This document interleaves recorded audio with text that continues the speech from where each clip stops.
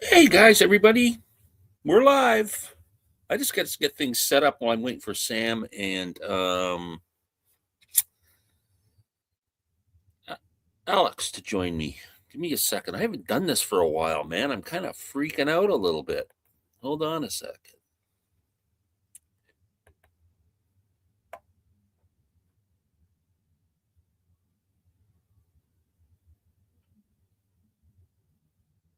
Trying to figure out how to close YouTube, so give me a second to figure this out.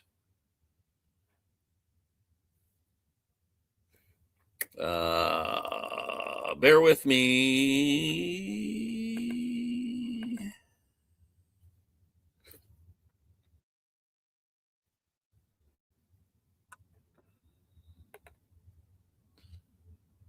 I shall be with everyone in a second.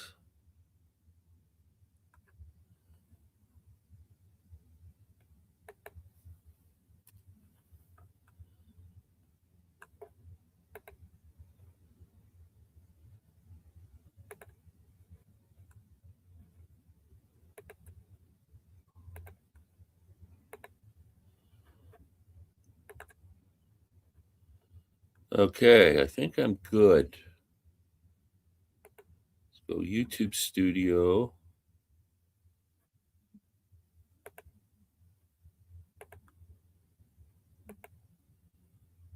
I think I'm good.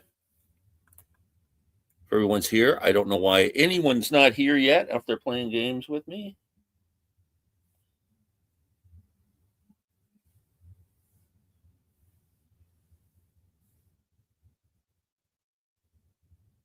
Hold on a second. I got to send another link. Hold on.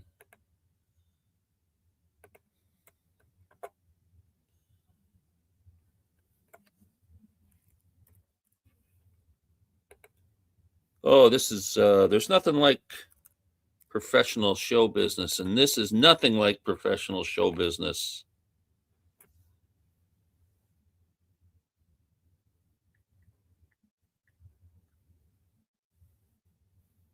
Hold on a second. This is a shit show. There we go. 2 minutes in. Okay.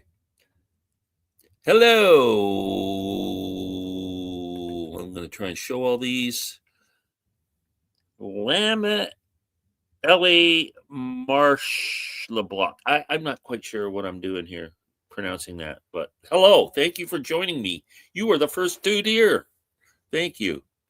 And I am anxiously awaiting Sam and Alex's arrival. I screwed up on the invitation. I got it figured out now. We should be good. Been looking forward to this. I have not done this for a long time. So thank you all who join. I know it always takes a few minutes to get people here. I think I have somebody. Anybody? Oh, we're live, huh? hello. Can you hear me? Can you hear me? Yes. Okay, good. I can hear you. Okay, good. My wife uses the laptop and she turns down the volume all the time. Who I'm needs sitting there wives? yapping away for 2 minutes and probably no one can hear a word I said. Come on, Lynn. Oh, I haven't done this forever. I was gonna say you got to be rusty. I mean, did you stretch before this? Well. Oh, I got a story for you about stretching. Oh, no, but I couldn't figure out how to get onto YouTube and do it. Was all just like doing it for the first time. Oh well. How are you? I'm good, man. I'm good. It looks like Sam's late. Obviously, he's always late. Yeah, but we know this. So, well, when we talked about it originally, he said, "Oh, look at Pat's watching from Ireland." Oh yeah, so he's what 5? Is 5 hour difference? The old bastard. It's past his bedtime. Right there, yeah. Yeah. Well, our sweet voices will put him to sleep, I'm sure. Let's talk about the Rolling Stones. Put Pat to sleep. So I got to tell you a funny story before Sam gets here. You talk about stretching. My daughter is up visiting from Florida, and we did she stayed with us for a couple of days, and she's staying with my my other daughter today, but yesterday we decided to go do so. We were going to do something together, and we decided to go bowling. Oh boy, I haven't bowled. I was trying to think. I mean, my daughters are 40. I haven't bowled since they were kids, so I could be 30 years in since I bowled. So we go in. I don't even have to do it anymore. We rented the alley for an hour, and we got like 3 games in. We're going, this is pretty good, and we sucked. Obviously, I think all the time I got 1 strike. Yeah, but it's fun. Yeah, and a couple of spares, and it was the scores were bad. But anyway, we're down to about the 8th frame in the last game. 2 minutes before time runs out, I get up, all set, go to throw the ball. As soon as I throw it, something snaps in my freaking calf. I'm just like, I'm down and out. Like, I'm just going, oh my God, I'm in such freaking pain. I don't know what I did to it. I put a wrap on it and took some Advil. I'm not sure if I snapped a tendon or man. Yeah, but you can't stretch before you go bowl. That just makes it that would be silly. That would be silly. Yeah. I'd rather have the torn tendon. Oh, I think we got a guy with hair coming on the show.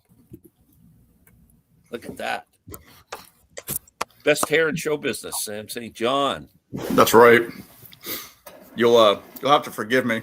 I'm still eating, so Okay. I'll be slopping my mouth. But okay. Pat's here from Close to the Edge. Great channel, great friend.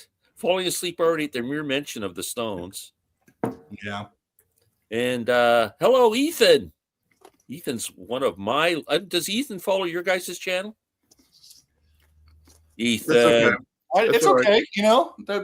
He's one of my loyal viewers, this dude. Every video, he's always makes great comments, and he's into hearing new music, and he's great.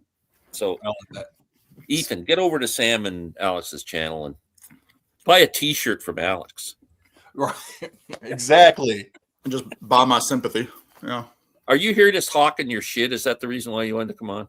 I figured, I said I wanted to really, really pimp it out, He's a corporate this man is now. the Home Shopping Network, QVC or whatever. That's what, exactly. Well, I'll, like I said in the comment, Glenn, I would be honored to share some shelf space with your favorite Zappa hat. So, yeah that's awesome. What you got behind you there, Alex?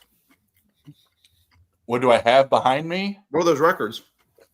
Oh, thank you for asking. The reason, Glenn, I was a few minutes late was I was finishing up a video, and as you may or may not know, I do not do short videos. It's not, it's some people might call that a barrier to success.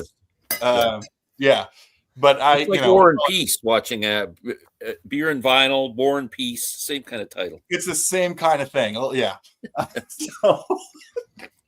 I was doing a video because I recently received this, which this was one of the basically Sam. This was the video I did on the package that Frank had sent me from Blue Ash, and so I did a video essentially, and Glenn in the watcher. So I interviewed a couple of cats from the band Blue Ash, who are a 70s band out of Youngstown, Ohio, and he had this really cool poster behind him. And during the interview, I kind of jokingly said, "Hey, how much do you want for that poster?" And he said, "Oh, I got 5 or 6 of them. I'll just send one to you." And this is from 1970. And you have Glass Harp. Are you familiar with Glass Harp, Glenn? No. So they were 3 and done. They put out 3 records, I think 69, 70, 71, or 70, 71, 72. Youngstown band. They were led by Phil Kagi. Phil would go on to do like 1 million guitar albums and worship albums and guitar worship albums. Not like worship the guitar, but play guitar and worship. Yeah, I'm familiar with Phil Kagi, yeah. So yeah, Glass Harp was his original band. So it's really good, just kind of psychedelic, a little bit progressive, just rock and roll kind of stuff. Really great stuff. And then you have the Steve Bader Band. He would later, his stage name was Stiv Baders, who was the leader of the Dead Boys. So, Oh, his brother was in the band. His name was Master. Ah!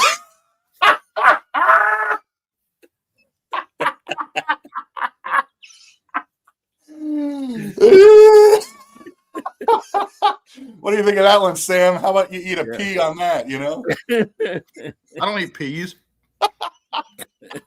That's good to be back. It's good to be back, yeah. So, long story long, I did a video not only on the package, but all the connections between Blue Ash and Glass Harp and the Dead Boys and all that kind of stuff. So it went a little long.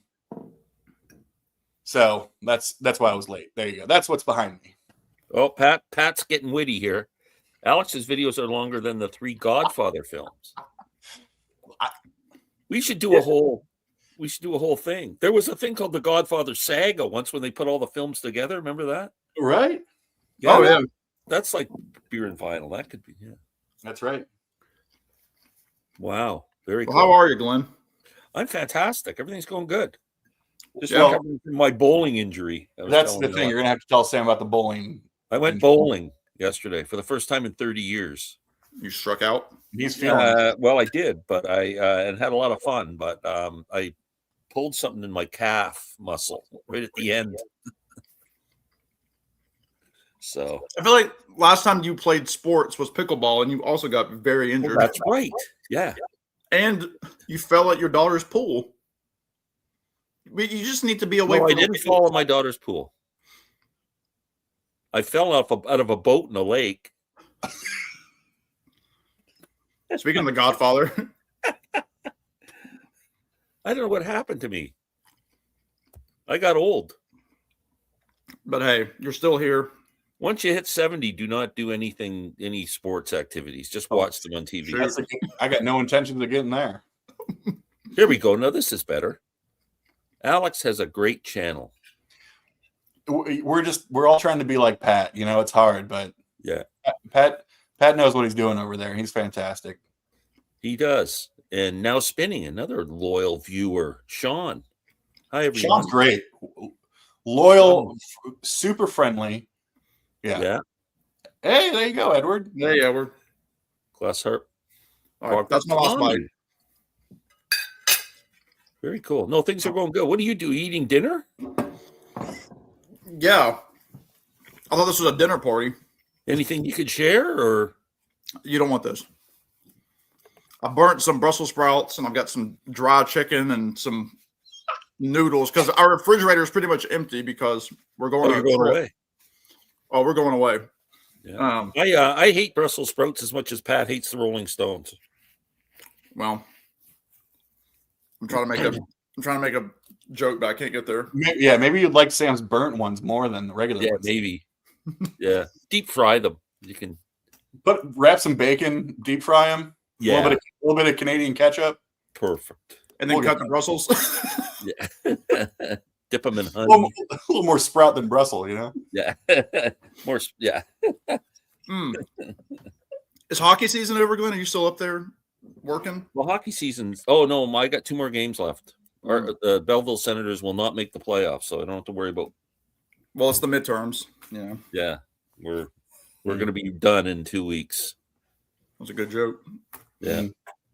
Here we go. Imagine deep fried rolling. Oh, Phil Craigie's good. Imagine deep fried Rolling Stones. Brian Jones on some nights. That's good. Now, Sean saying hi to Pat. So then we got all that over with. Glenn, when was the last time? Did you look back in your archives? When was the last time you hosted one of these little soirees? I'll chat. Other than doing it with my friend Robert Lawson, who's the author who did the books on the Guess Who and Stephen Van Zandt and that, which I had on a couple times promoting his books. I have no idea. It might be a couple of years. Sheesh. He forgot how to do it. I did. I was fumbling around like a maniac. Were you? Yeah. And I see now you're allowed to record them and upload them for free. I haven't been on StreamYard since they wouldn't let you do that. The free, with like the free rate, you get 5 hours of storage. And so once you post it on YouTube, it's on YouTube and you can just delete it. Yeah. That's how I've done a lot of my interviews is through here. And I think Alex as well. That's good now that I know. But once you record it and put it up, you can leave it up. So once it's on YouTube, you can delete it from StreamYard. And so it stays on YouTube, but you free up that space on like your 5 hours. Oh, okay, I get it. All right, perfect. Which you can have like, 5 or 6. I think it's based on hours, right? It's not based on gigs. Yeah. Oh, that's really cool. Yeah, this is almost like I'm waiting for Rob from Northern Revolutions to show up, and our friend Jason. Who knows what that guy's doing? I haven't talked to him in a while. Yeah. What's he doing? Just putting out fires? That's hey, job security. That's right. So no more trips coming up to Rochester here, Alex? The arsonist. None to Rochester in the near future. I'm going to try to get back out there over the summer. Cool. But because you got to be going there pretty soon, right? I am going there soon, the end of the month. Okay. Yeah. You got who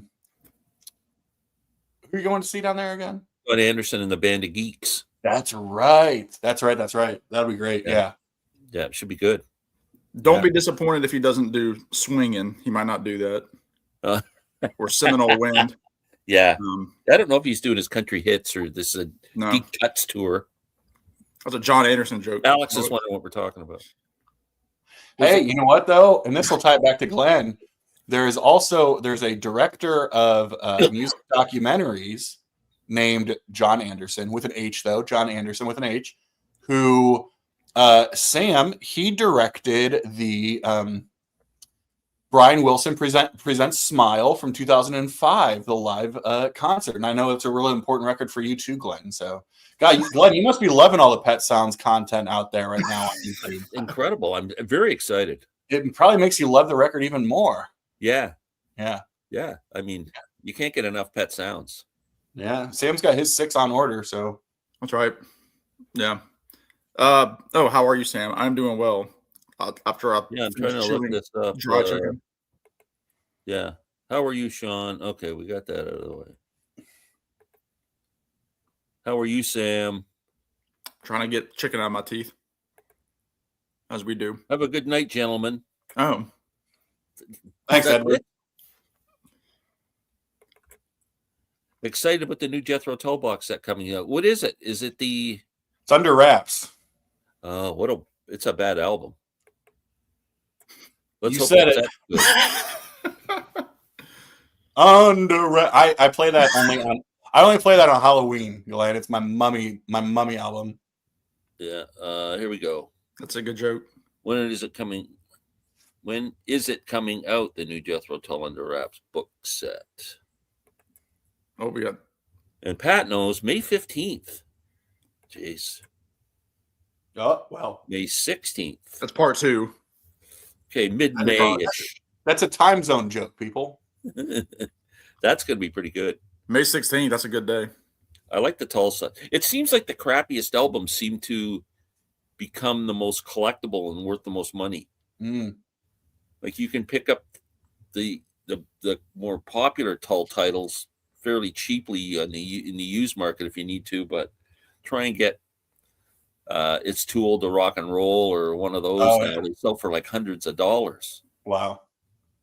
Yeah, because you got a good amount of those, right? All the classic ones, the box sets, right? They got about half a dozen of them. Yeah. I mean, there's probably 12 now or something, I'll bet. 10, yeah, probably one for every album, right? Almost. Yeah. So are these those little like booklet box sets that like Steve collects? Yeah. They actually look like hardcover books. Yeah. The biggest piss off for me is that the Tales from Topographic Oceans set. I can't get it up here cheap. It's expensive as hell. You might have to just go find it when you're in Rochester. Yeah, that's what I'm thinking. Yeah. Don't you also aren't you seeing Billy Strings later this year too? No, not yet. I can't. You got Wilco though in Michigan, right? Wilco in mid-June. Okay, so you'll be good. Yeah.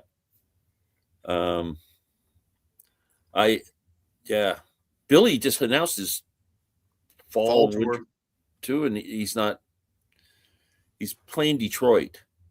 Yeah, it's a little bit more Western, like Midwest up to California. But I mean, he's all up and down the East Coast here in the next month. Like he's in Virginia, I think, for But like he 4 doesn't seem different to be nights. doing much in his regular haunts. Like he's not going to Rochester. He's not going to Michigan's just Detroit, I think. Your boy Isbell is coming here sometime this summer, but I've seen him once. I'm not a diehard, and the tickets were just a little too much for really for the venue. Oh, I mean, I it's one of those get like it, yeah. amphitheaters, and I think like lawn tickets were like 70. I'm like, yeah, I'm not gonna. I don't do Wow. lawn as a rule. He impressed me so much. What a great guitar player. It's kind of like going to see Neil Young and Crazy Horse going to see Jason Isbell and 400 unit. It's just rocking guitars.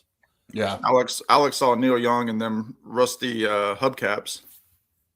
Oh, Yeah. very cool. Was You guys got any shows coming up? Glenn, I got Mr. D next week.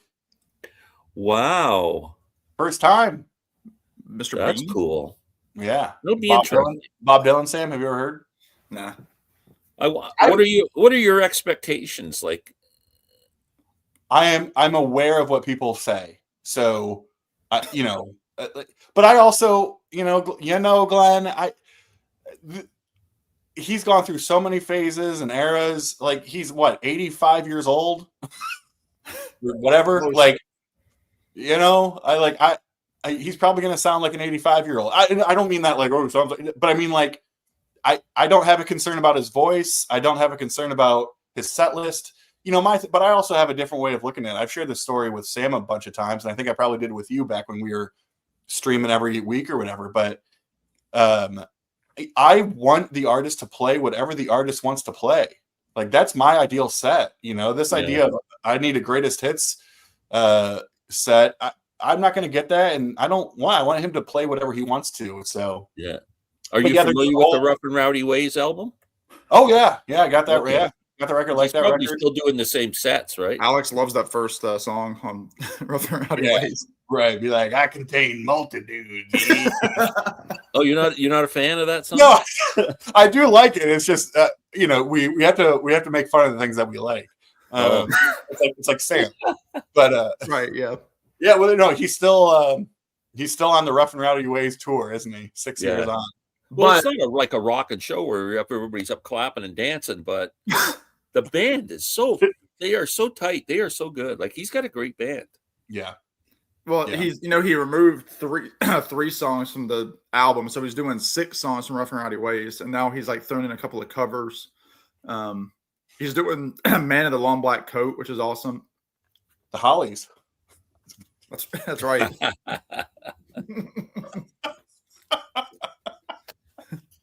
That's all right. The road is He's covering the Hollies. It's covered. He's a long man in a black coat. That's right. I'd be sitting in Alex would be sitting in the crowd going, dude, he ain't heavy. He's my brother. Right. Yeah, that'll be me. Or I think you can see, though. I mean, most of the shows I go to, I go by myself, and so you're kind of guaranteed a good seat because it's just one. There's going to be one ticket somewhere, and so I'm in the front row. I'm in the front row of the mezzanine. So wow, very cool. I think it's perfect. So yeah, see, I like that. You guys, I go to concerts by myself too. I don't know if a lot of people do that. That's my favorite way to go. Yeah. No, Yeah, Alex and I were just talking about this the other day. We're like, sometimes you like, at least for us, we worry about the person that we're with liking it, and then you end up not listening fully. I know, especially if it's something because all of us kind of like stuff that's not really like. Imagine if Tom Waits went on tour. The Doobie Brothers, right? We're taking people to see. I'm like, I invite 3 good friends. Hey, let's go see Tom Waits on his reunion. On his comeback tour, and they're like, okay, great, it's a concert, and then he's up there saying, what's he building in there? Yeah, I get that. I'm like that too. I've seen a ton of shows by myself. Yeah. And I always also drag my wife. Yeah. I think it's over the summer, which means I'm going to be sweating like crazy, but I cannot let that be a barrier. This is when I know I'm spoiled. So apologies to both of you, probably more to Glenn, but he's had enough great concert experiences. If it's more than 20 minutes away, I really have to consider it. Like 20, because I'm just right in Columbus, and so every gig is 10 minutes away, and I know where to park. I know where to go. Like it's just easy. I'm home by 11. And so we have a venue that's just outside of Dayton, Ohio. We're talking, I think it's 50 miles away, 50 miles. I've never been out there. There's always shows that I'm like, oh, I should go to that show. And I'm like, dang, it's all the way out there. Am I going to need a hotel? You know, oh my God. But this one, I think I'm going to go and I'm going to sweat so much. Double bill Glenn. It is Government Mule with Joe Bonamassa. Oh, nice show. That'll be ripping. Warren Hayes, man. Yeah. I saw Government Mule last summer open for Tedeschi Trucks, and they were awesome. Warren Hayes is great. Amazing. And I saw, when I was in high school, seeing Allman Brothers with both those guys in 2004 was wow. Of course, at the time I didn't get 14, but you know, yeah. Sam, I don't know. He's probably going to go and pray or whatever he does. Yeah, you know, getting the rug out, facing west. taking his socks off to go. Yeah, my socks don't come off. I'm like Frank Costanza. No, what was it? Oh, Dylan is coming to Wolf Trap, which is the venue up near DC, the national park. He's playing for 2 nights with Jimmy Vaughn.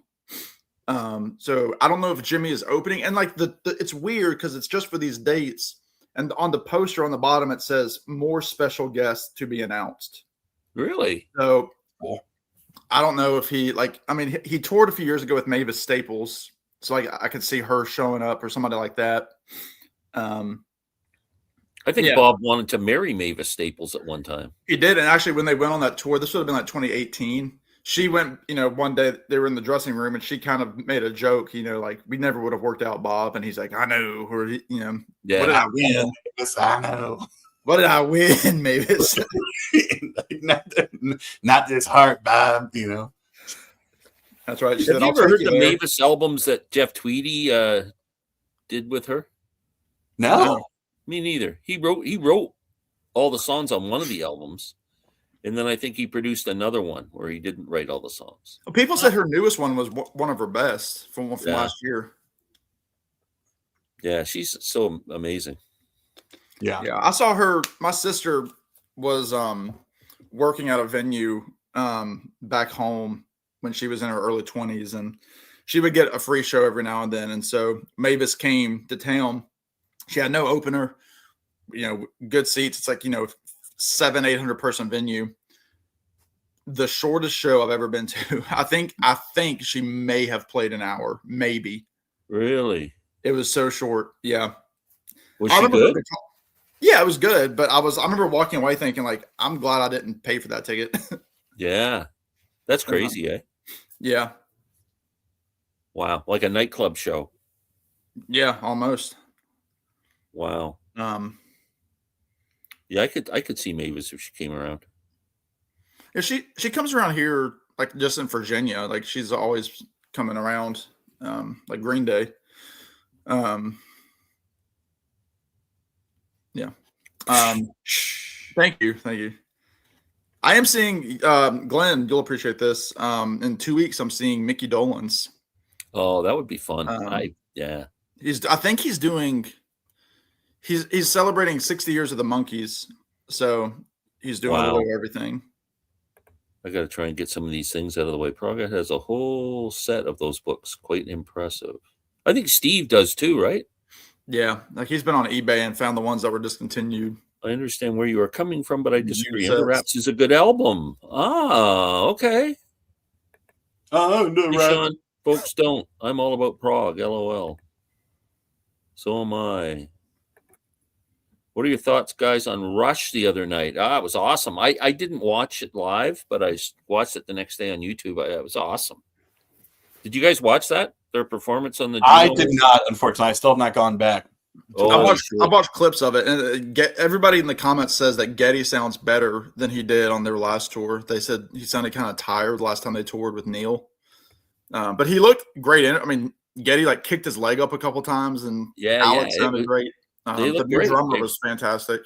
yeah, Alex guitar playing was on. It was a great song. She looked amazing.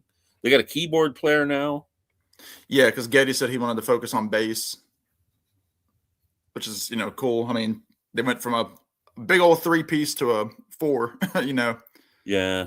You get some of these bands where like the Stones, where it's like there's the 3 Stones, and you've got like 20 guys behind you. You can't even hear the guitars. Yeah.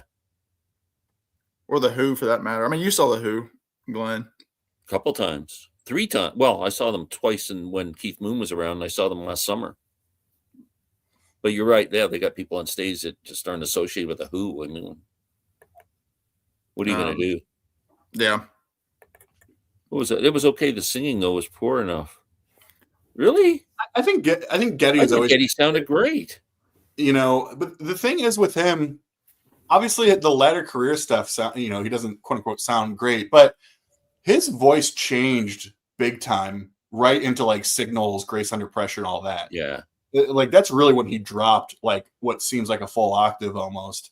And so he's been he doesn't sound like he sounded on Hemispheres, but I think he still sounds what he would have sounded like on like Counterparts or those early 90s records or anything like that. I'm curious if they're tuning down at all or for him. I would assume. I think most bands do that now. Yeah. Most older like legacy bands do that now. Yeah. My favorite verse from Rough and Rowdy Ways. What was it? Something wasn't right. Oh. Totally agree. Something wasn't right. I found those live TV shows awards chance of having sound issues is quite high. I mean, when you think about it, you're playing. Yeah, anything can go wrong live. So it's. I mean, yeah, they're flipping the stage over. I would rather see somebody doing a live performance with the warts and all, rather than see a recorded thing and they're standing there pretending they're playing. Yeah. I think music is meant to be played live. So if a voice doesn't sound the same as it sounds on the record, I think that's good. I like that. When people meet me, that's the same thing. They're like, your voice sounds just like it does on YouTube. I'm going to go see Rush in Milan next year. Wow, very cool. Man, that is wild. I didn't even look at ticket prices. I just figured I couldn't afford them. Hey, guys, what have I missed? Is that actually Bob F? Yes, in the flesh. He's cuter than he thought he was. Yeah, me too.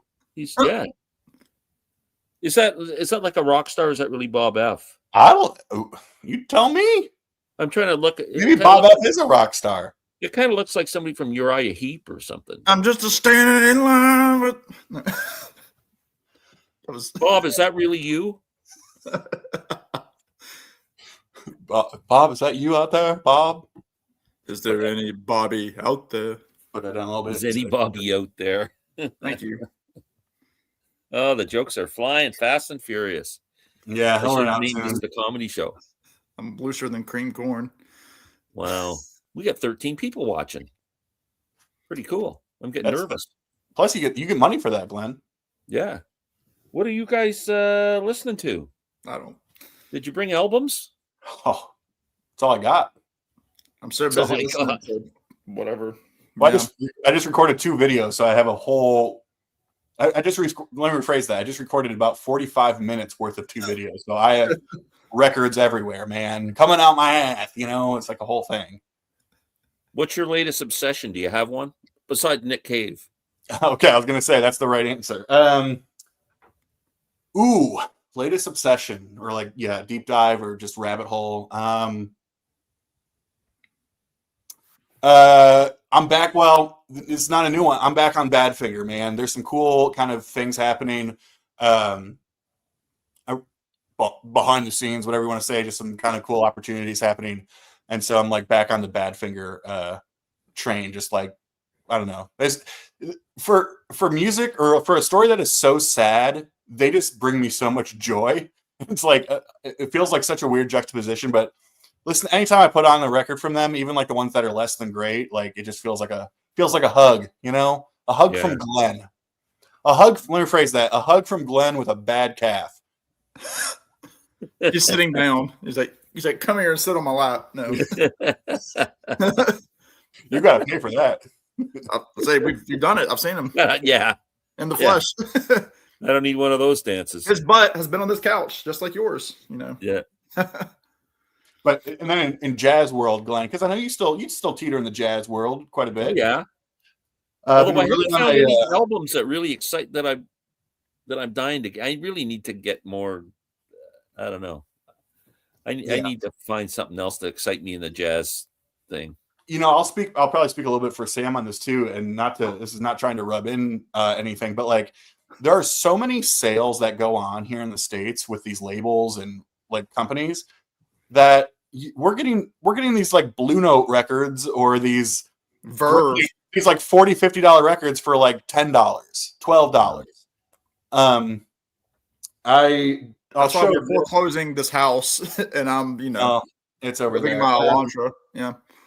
And so and I guess like what that's done is that I'm probably a terrible collector in this way, but if say a Blue Note classic title goes on sale and it's $12, if I'm probably not familiar with the album, but I might be familiar with the artist and the lineup, and I say that's great, and so I buy it, and I usually love it. But if I don't love it, then I'm like, okay, well, cool, I'll put it in the purge pile or whatever, and like it's fine. But God, if I had to drop $40, $50, $60 on any new record, I don't know where my jazz collection or taste would be. It's made it so easy to dive into things because of all these sales all the time. That'd be amazing. Yeah. We don't seem to get that up here. Well, that was like, just not too long ago, we had, before Christmas, Omnivore Records went on sale, and they have like all the Big Star stuff. I know Alex and I were talking during that because, we like Big Star a lot, and they had like all the stuff like the Big Star. Big Star too. Yeah. Like Big Star's third, like different configurations of like all the demos and stuff. They had a 12-inch single of Jesus Christ with all sorts of like demos and like bonus songs. And so it's like, you can get all this stuff for like $9, $10. I'm like, this is not stuff that I need, but I can put down $40 and like pretty much complete everything from Big Star. I'm like, I'll do it. That's great. I love Big Star. This was a recent album, so yeah. Oh, that's all they did, right? Like, this was a recent kind of big boy purchase because Blue Note was running like 50% off a lot of their stuff. It was half off. And I'd been eyeing this box set for a while. Yeah, you have. I'm done. This I'd been eyeing this for years since it came out. I don't know if Edward's watching anymore, but I know Edward's a big fan. But I think this total box was $105 is what it came out to. It's 6 LPs, and each of the LPs is a tone poet. So great gatefold, all the mastering, all that type of stuff. But it's Ornette Coleman. And Sam, I know you have a couple of his records. Mm-hmm. There, he was sort of like one of these like forefathers of like experimental free jazz, more out there stuff. To me, there are certainly things out here that you're like, what are we doing, boys? But for the most part, his stuff to me is pretty accessible. I think you have a couple of those contemporary albums, maybe, Sam. Yeah, I have a couple, and then I have a the hi-fi that came out. That's right, yeah, a couple of years ago. But granted, he plays saxophone, he plays trumpet, mm-hmm. and where it throws people off is if he plays like viola.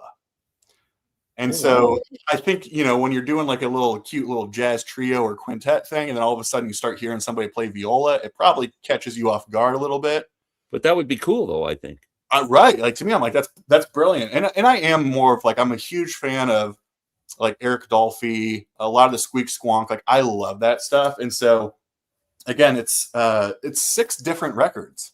That's very nice set. So it was, a great set. And this is just awesome. So, but again, like $100, yes, but you break it out, it's $16 or $17 a record. Yeah. I mean, can't knock that. That's tough, right? Yeah. So, yeah. I mean, we got a hello from Tasmania. Oh, wow. Wayne's World. Hope it's not the devil. Alex, what's your choice today? Oh, hey, thanks for asking, Sean. Appreciate that. I am drinking a Combustion is the brewery. They're out of they're out of just outside of Columbus here. This is a barrel-aged imperial stout. Because I just recorded an episode of What's on Tap, so that will air sometime this weekend. But What's that percentage? I have no idea, but it's a lot because it tastes like a liquor. But what's cool, and as Sam's about to hit the road in a couple of days here, or the air, I guess, not the road. A few hours, yeah. It is aged. The barrels they use are Nocino, which is a Italian walnut liqueur. So it's a stout that was aged in Italian walnut liqueur barrels. Now, Glenn, if that doesn't make you thirsty. Oh, I'm looking it up here now on my iPad to see if I can find it locally. Yeah, I bet. What Glenn's you looking at it. Listening to, you know?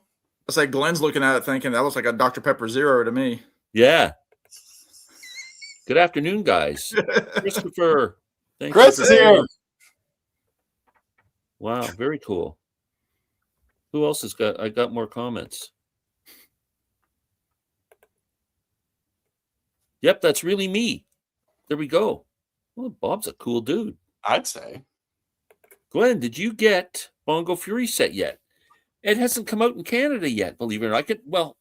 I take that back. I can buy it on Amazon.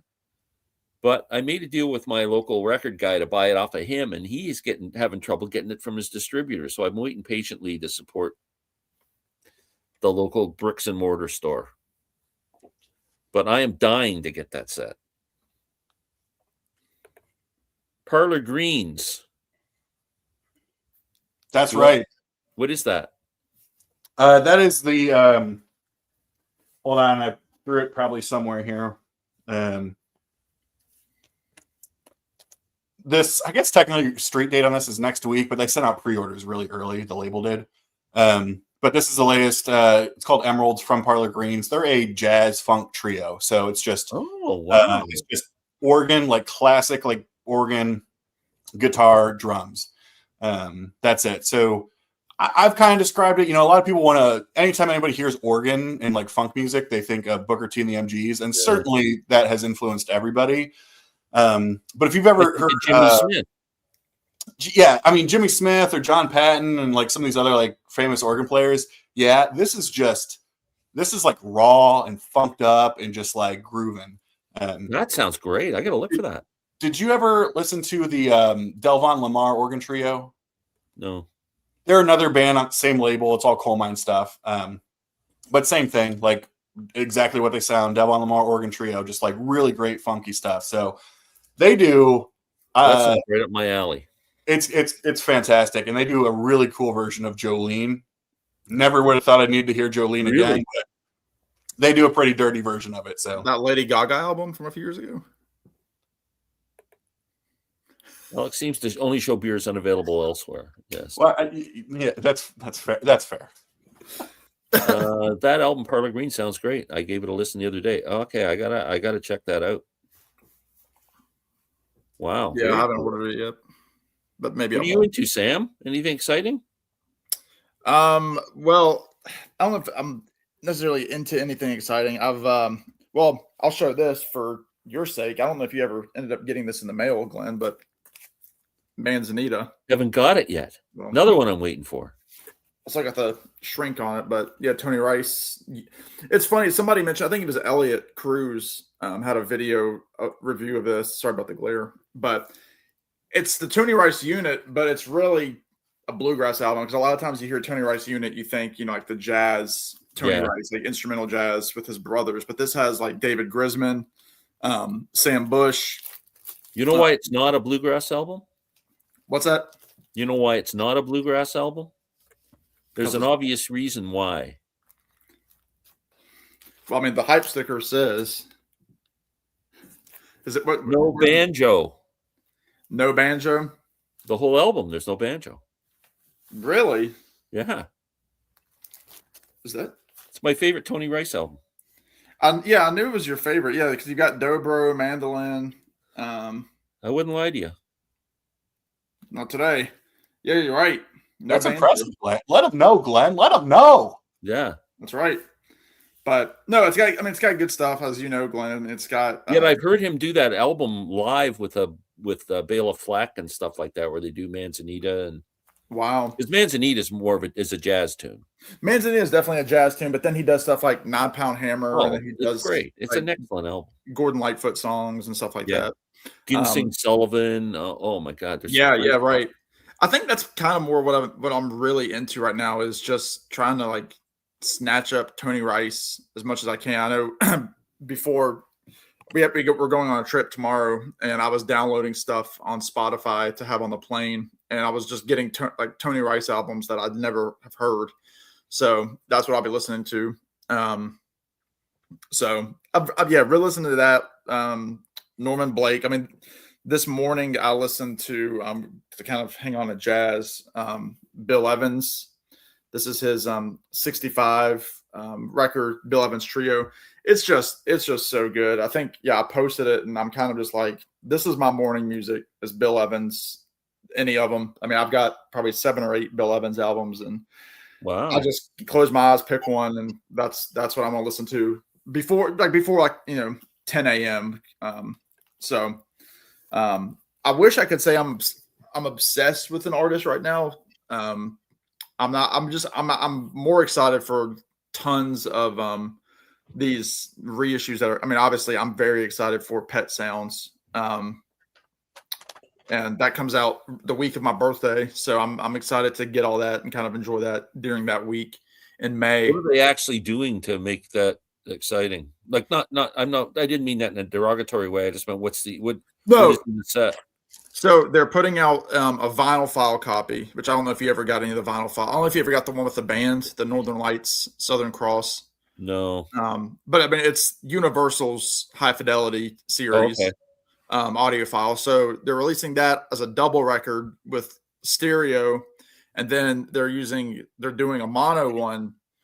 But again, it comes in the same package from the 66 source tapes, analog. And then they're also doing a one-step of Pet Sounds through Capitol, but they're using the 1972 master that Carl and Brian Wilson did once they joined Reprise and made Brother Records. They made their own tape the way that they kind of wanted it to be, because and Alex will say this too, like those originals sound maybe a little bit muddier. Like they're not audiophile recordings necessarily, but Brian was deaf in one ear. So they when they actually had, 6 years to kind of ruminate and get their own masters, Brian and Carl remastered it in 72. And a lot of people say that's the ultimate version of it. That came as a twofer with their album Carl and the Passions, which was, one of their lesser albums, but then they kind of slapped Pet Sounds on there because they wanted the master out. And that became a huge collectible. It was like, ooh, there's the 72 remaster. That's the one. And so the one step is taking from those tapes, which the 72 master has not been remastered. I don't know if it's ever been remastered. So it's pretty close to like the first repress of that. The one step isn't part of the box set. No, it's a separate thing. But the vinyl file is just like a 2-record set, stereo and mono. Sourced from the original tapes for the mono, because there was never a real stereo master until the 90s for CD. I'm sure it'll sound good. Yeah, I know. People have done they've already A/B'd some of the what are they called, promos that have gone out already. So I'm very excited for that. So I hear Ringo's got a new album coming out again. Yeah, they're gonna one step that too. No way. Yeah, one step into the curb. Yeah, one step to the frickin' sewer and drop it in. Oh, peace and love, though. Oh my God! I mean, the master taste before we're subjected to it. Well, Billy Springs, his name is on that too, and T-Bone. Hey T-Bone. Oh my God, Ringo. Yeah, his album comes out the 24th, I think. Of this Glenn, month. I got to ask what you're more excited for, new Ringo or new Paul? I have not heard the new Paul song. Is it good? It's very good. Yeah. Is it a rocker? No. Ballady? It's stop. No, the whole thing. I think it's kind of going to be like some people have compared it to kind of like late career Johnny Cash. I don't hear that in terms of like the simplicity. Paul McCartney and Johnny Cash. There's a like the Rick Rubin. I always think of Johnny Cash when I hear Paul McCartney. I've got a feeling. Yeah, he's Rick Rubin. Yeah, right. That's hilarious. I gotta say thank you. Thank you so much. Enjoy your channel. Where's Larry Graves? I have no idea. Ask Larry. I'll leave it at that. It's a weepy ballad, Glenn. Wow. Does that make you more inclined to like it or less inclined, do you think, Glenn? I don't know. I think I'm done. Yeah. I just can't see it being any. Like, I mean, I bought New when it came out, and I kind of liked it, and I bought Egypt Station when it came out, and I kind of liked it, but they just sit on the freaking shelf. If I'm playing McCartney, I'm playing Venus and Mars or Ram or Thrillington. I'm just Thrillington. Give my regards to Broad Street, one of the classics. Yeah, the light classics. The one where it's in the shower. I just find as I'm getting older, it's like, do I really need everything? Yeah. Yeah, people say that driving rain, he's peeing in the shower. He's just. Congratulations on 6 years. I still have my channel, but don't make content anymore. No time. No time left for you.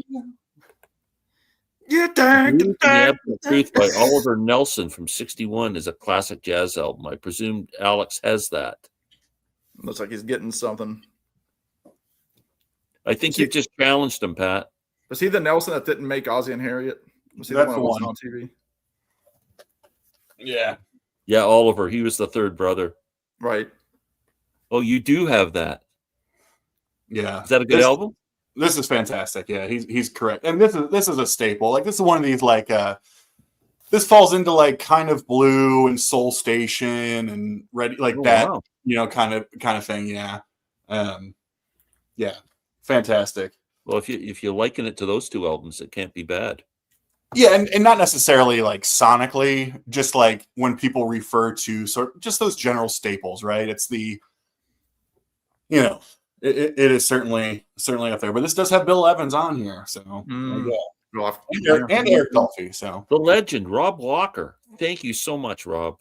I have to say something. When I started my channel and was kind of just thinking about starting a channel for some, Rob, maybe after my first video or something, Rob was the most welcoming guy and giving me advice, and I'll always remember that. One of my a real inspiration when I started out. He's a cheerleader for sure. Like, I mean, yeah. Awesome. I think that I found myself a cheerleader. Glenn, speaking of your boy, Mr. Jeff Tweety Bird, are you going to be getting the new Uncle Tupelo reissue? I didn't know there was one coming out. Rhino High Fidelity announced it this morning that Anodyne is going to be reissued. Oh, I love that album. Yeah, so but do you love it enough to have it $80 by the time it hits your doorstep, Glenn? No. Order it, send it to Orlando. Send it to Orlando. Yeah, get in the Rochester. That's what happens. Yeah. You take and take and take and take. No. Dude, who's drinking? Glenn, who's drinking tonight, man? I think Sam's into something. The way Sam's going. Yeah. Boy, it looks like I picked the wrong time to quit sniffing glue. Round up them horses. Frank Zappa did a track from that album on Broadway the Hard Way. I think he meant Broadway the Harder. My regards to Broadway. It was the first track. Interesting. You're welcome, Rob, and thank you. Yeah, there you go. Meant Broadway the Hard Way. Yes, that's right. Now, Glenn, actually, so you'll like this, Glenn. All right, so this was part of my What's on Tap, so I'll just spoil it for you since I know you look forward to those 45-minute videos every week. But since Pat brought them up, so Pat, if you'd like to come up, I can send you a link. You're more than welcome. Let me know. So I spent both of these over the last week because I don't know about you. I played this Roxy and I was like, oh my God, I love that so much. I'm going to go do Zappa in New York. And I really like Zappa in New York too, but I like Roxy and Elsewhere a lot more. Yeah, I like Roxy and Elsewhere better. This has got a little bit too much like, it's not Flo and Eddie era, but it has some of that just like jokey like narration, like "Come on up, girls," that sort of thing. But I didn't realize that this was released without Frank's approval. Like he was in a lot of legal battles at the time, and they were like, "We're just releasing it." And the story there, and I mentioned this, one of my grails. I don't know if you're aware of this sort of story, but one of my grails is the original European. I think it was only in Germany. Uncensored versions of Zappa in New York, which has a different track list and it has the track Punky's Whips. Okay. Have you heard this? Yeah. So it's on like the first side. It has a track called Punky's Whips, which is a joke towards Punky Meadows, who was the guitarist in the band Angel. And so Frank, just being Frank, was like, oh, I'm going to write a song just making fun of this guy and call it Punky's Whips about how much he's into like S&M and all that type of stuff. That uncensored version was released in Europe and then was never approved to get released anywhere else. And so 99.9% of the vinyl releases are the censored version without that track. Wow. I didn't know that story. And I want, of course, I want the uncensored German one. Darn it, That's crazy. I was not aware of that. Yeah. So, Pat, if you find one up there. Most played album of 2026 so far. Sam. Ooh. In terms of, I actually have mine here. I know what Glenn's is. Probably. I mean, honestly, I've been probably that Manzanita is high up there. I've listened to that a few times. And then, I mean, honestly, a couple albums that that I got early this year that actually came out last year. There's one by this band from New Zealand called the Beths. They're like a they're really a solid group. They kind of sound like 90s, alternative kind of sounding. I don't even know how to describe them, but a little jangly. They have jangle. Her vocals kind of sound a little bit maybe Indigo Girls like, but I haven't dug in, Sam. I've heard you talk about him and a lot of other people talk about him. When you say 90s with some jangle, would you go as far? I haven't listened, so this is just me hearing what you're saying. Would you lean into like Gin Blossoms? Not Gin Blossoms. It's more, I mean, it's a female fronted group. Yeah. So that's why I'm kind of like drawing those like Indigo Girls comparisons, maybe like early Sheryl Crow, that kind of thing. But they have an album called what's it? Oh shoot, I just forgot it. I had it pulled up here, but it's a very jangly. Where is it? I've got it. Oh, here we go. Straight line was a lie is what it's called. Yeah, which is a great. I mean, it's just I haven't listened to their other stuff. This is not their first release, but they're very, very good. So I'll listen to that a good bit as well. They're somebody I want to keep an eye on. Yeah. What about you, Alex? Do you have one that you've been stuck on? It's more an artist, and we already brought him up earlier, but I can't shake the Nick Cave train. I'm proud of myself. Two things. I'm proud of myself because I think we all have these like rabbit holes that we dive into, but then it's after 3 to 6 months, it's like, well, that was pretty hot and heavy, but I'm a little bit tired now. Like Nick's got like it's gotten stronger and stronger. So I'm pulling Live God just because it came out, and then Glenn, you have this on CD. Yeah. So I couldn't afford the vinyl. No, that's fair, and the CD's better because it doesn't. I think they cut like 6 tracks off the vinyl that are on the CD. Oh, okay. I didn't know that. Which is painful. But really, the artist has just been Nick Cave all the time, and then I find myself going to his live records and all that type of stuff. So, yeah, in terms of, and this goes back to Sam's great video that he put out several weeks ago when he talked about how 2026 for releases sucks. I think I only have I think 4 records that came out this year. Yeah, I don't have many. Yeah, you've got the Olympians, Parlor Greens. Olympians, Parlor Greens, Neil Morse Band, and Big Big Train. That's it. Right. The only two albums I'm excited about this year that have come out so far is the Lucinda Williams album, World Gone Wrong, which is fantastic. Yep. And the new Tedeschi Trucks album. But other than that, I've just been buying stuff that came out last year or whenever and been into that. But my big one is even more than the album, you love the Tedeschi Trucks album cover. I know it's one of your favorites. I don't like the cover, actually. That's a weird Sad. superhero cover. I don't get that. Yeah. Anyway, this Def Tweedy album is a work of genius.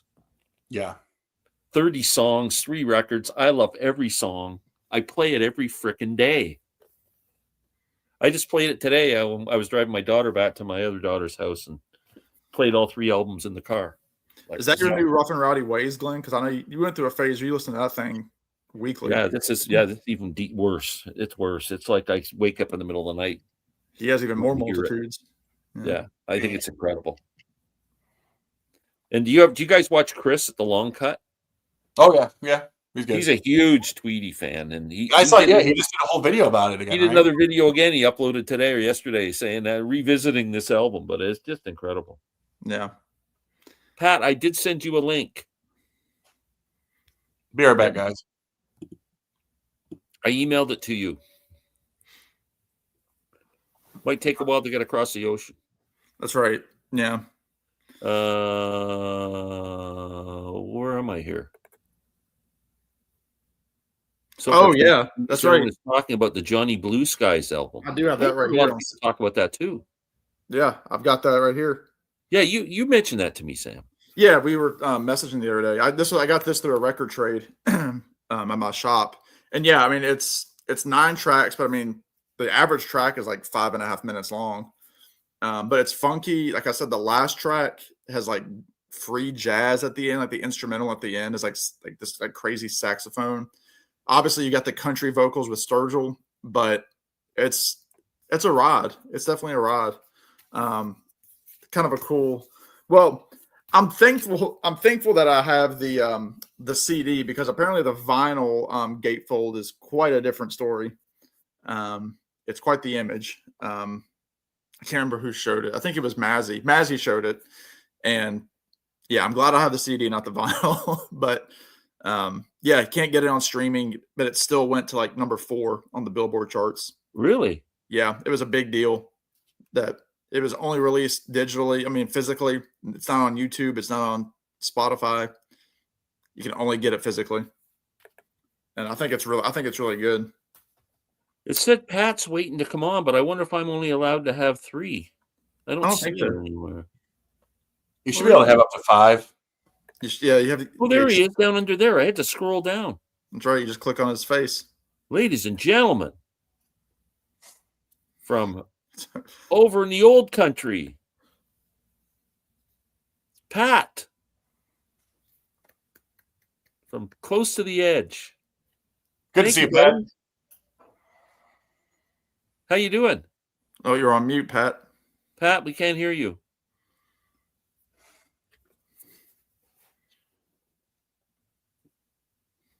No sound. He's too used to hosting. He's not used to being a guest, you know?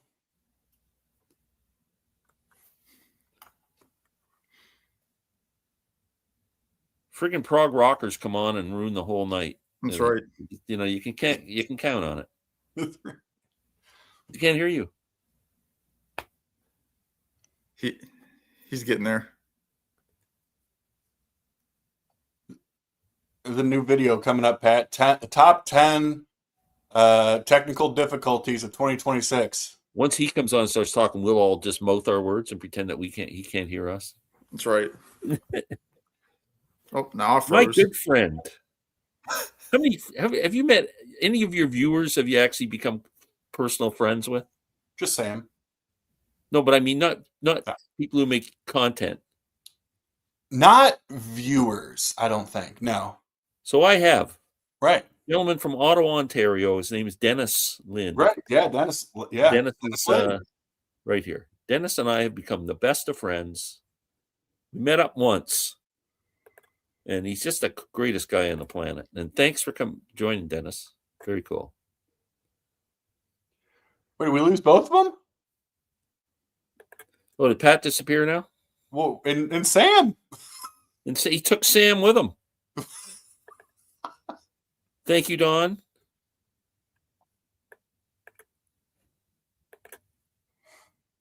Sam's back.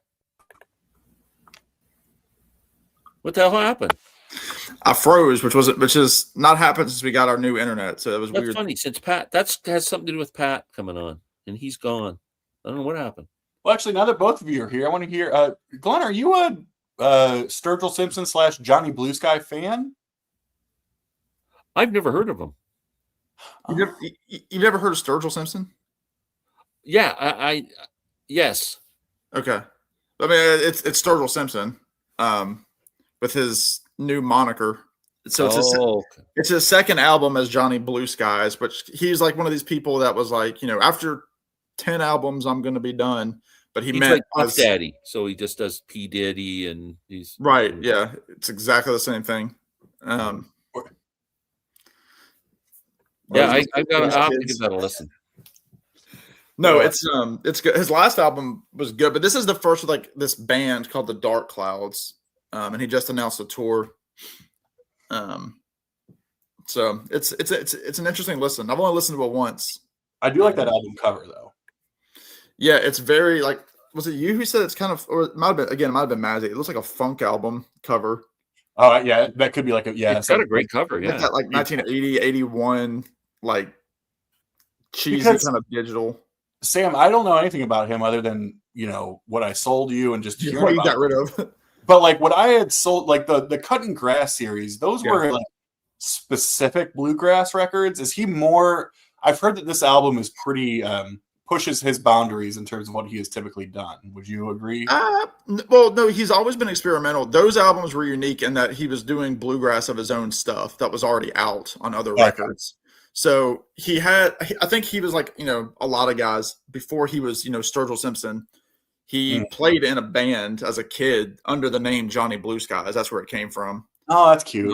So it's like his old moniker from when he was a kid playing, with his friends. But no, I mean, he's done like, I love that Glenn, if you haven't heard the Meta Modern Sounds record by Sturgill Simpson, I've never heard one note of Sturgill Simpson's. Glenn, you need to get that album. His voice sounds like he's got a voice very similar to Waylon Jennings. Like it's that deep baritone, which you're a Nick Cave guy, so like you don't mind like that lower voice. He's got that lower voice, but he's got this album called Meta Modern Sounds in Country and Western Music. And it's like this cosmic country psychedelic. It fits right in with like Way Out West, except it's more psychedelic.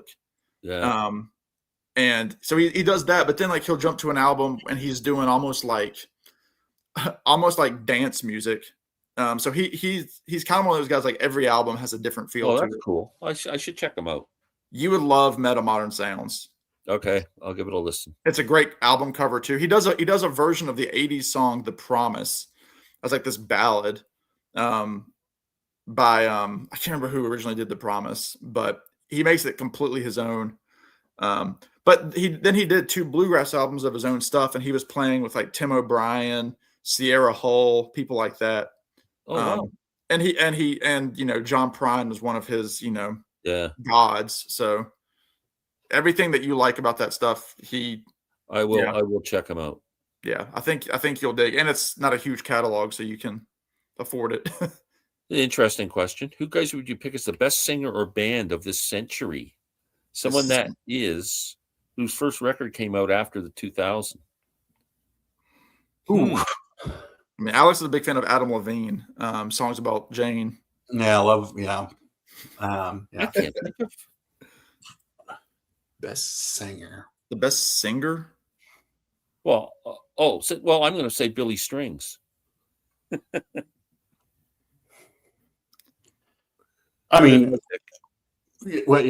that's a tough question. Come on, Chip. It is a tough question. I'm trying to think of something that's more mainstream. Came out 2000 or after. I think one of the. I'm a big fan. I don't know if it's the best, but it's one that I can think of. I love, my guy Pokey Lafarge. Because he's Rob, just so, thank you so much. unique. You're the best, man. See you, Rob. But yeah, I love Pokey Lafarge because he's got like that old like ragtime sound. And I think his first album was probably like 04 or 5. So but yeah, I'd have to think. I probably could come up with a few How different about ones. the Cosmic Torpedoes? Yeah, they're from the decade. They're not even the century. Glenn, would your answer change if Chip had asked what your favorite was versus the best? What's that? I'm sorry? If Chip would have asked who your favorite band of the last 20 years would be, or like, 26 years, I guess, would that change? Yeah, because I would probably look more. Yeah, I don't know. Well, Billy be up there because I'm just a freak. But who else? I would probably. I might say Tedeschi Trucks Band. Yeah, they might be. Yeah, they'd be close. They'd be in the conversation. Who else? For me, probably Dawes. I know you like that one record, Glenn, but are you big gut? Yeah. I do. I mean, that's a personal favorite. I wouldn't say that they're the best subjectively, or objectively. I'm a big. I really want to like the other Dawes albums, but I find them very samey as I'm listening to them, and I feel like every song kind of just like I get bored after a while. If I'm really liking it and going, this is great, these guys are amazing, and then after a while I'm going, I can't listen to this whole album. It's all the same. It's like videos. Which is why you like Doom Stroller. Yes. Yeah. Yeah. The Last Dinner Party and the Libertines, including Baby Shambles and all the offshoot bands. Do you know any of this? Last Dinner Party is good. They're, I believe, British, all-girl group, but like very artsy. Glenn, I know you love art rock. That's kind of I know you love that. Shoegaze is my thing. Shoegaze is your thing. You're right. Shoegaze and art rock. They do have, pop leanings. Like they've had crossover hits, but they are a brilliant, very like artsy. And when I say artsy, what I mean by that is like it's pop and rock, but it borders on very artful, even progressive elements at times, just in the way they do it. So very quirky. They're a really good band. They are actually really good. Chip is a man after my own heart. He mentions that, and then he goes and mentions Lydia Lovelace, Columbus's own girl, who's in New York City at Cafe Wa tonight playing. Oh man, I'm a terrible Columbus. I don't own a single thing she's done. You like jangly pop music, man. Get her Somewhere Else album. Okay. The guitars and everything are just, you'll love it. Yeah. But don't get the remake when she redid the songs just with herself at the piano. Make sure you get the original album. The original. Okay. Yep. That's important. Yeah. Oh, there it goes. Angeline. I don't know that. Yeah. Is that the the Sturgill album? No, that's the they're a band. They're a duo out of Quebec. I think Montreal. Oh, that's where he said earlier that he got turned on to it from David Grohl. Sorry, I didn't put that comment up. David Grohl, Canadian band. Yeah, so they went completely viral with. You've watched it live from KEXP before, right? Like they've done such a great job of just doing, seemingly random artists, and then they record a live show in their studio, and then they just go viral. And this is a band that they were on KEXP, and they blew up overnight, like blew up. Glenn, experimental. They focus on I guess what I forget the name for it. Like not minor tones, but semitones and that sort of thing. So they have a drummer and then a guitarist / bassist, and they use a heavy emphasis of like loops and loop effects. Is that instrumental music? It's completely instrumental, and they wear these wild costumes. So it's a little bit, it feels gimmicky, but it's also really weird. Microtonal, that's the phrase. Microtonal. So what they do on the on like the fretboard and all that, the neck, is they will actually cut the frets in half and create like a fret within a fret and focus on microtonal. Really? Now, similarly to honestly like King Crimson, like how Fripp plays and writes, like it is focused on more not happy, joyful, right? The way he leads into sound is different.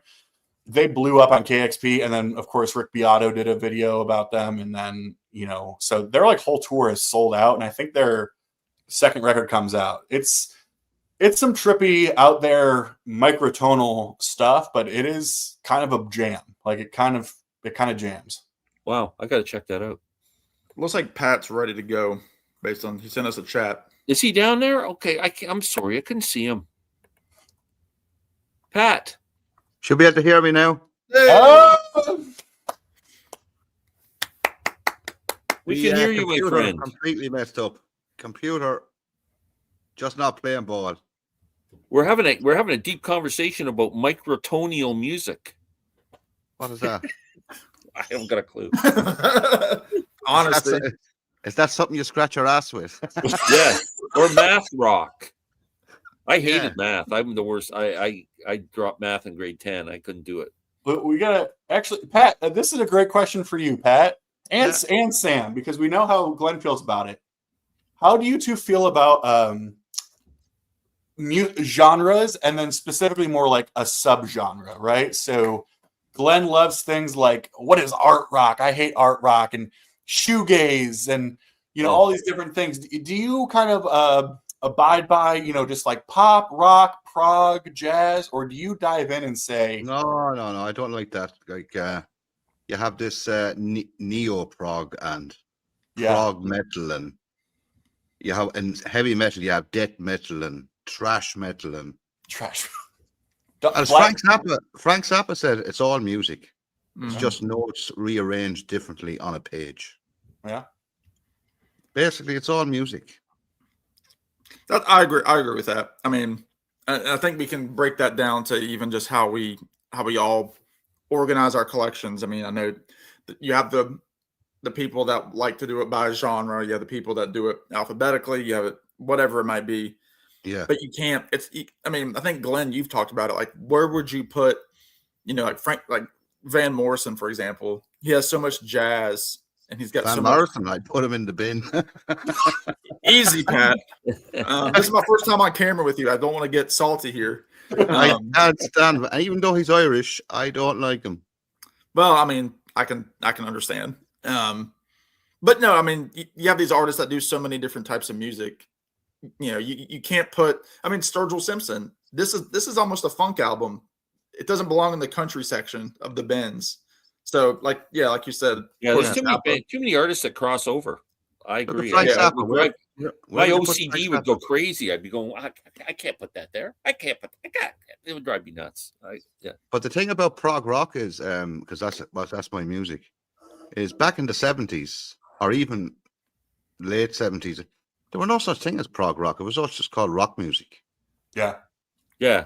The term didn't exist when these bands were in their heyday. Yeah, rock music.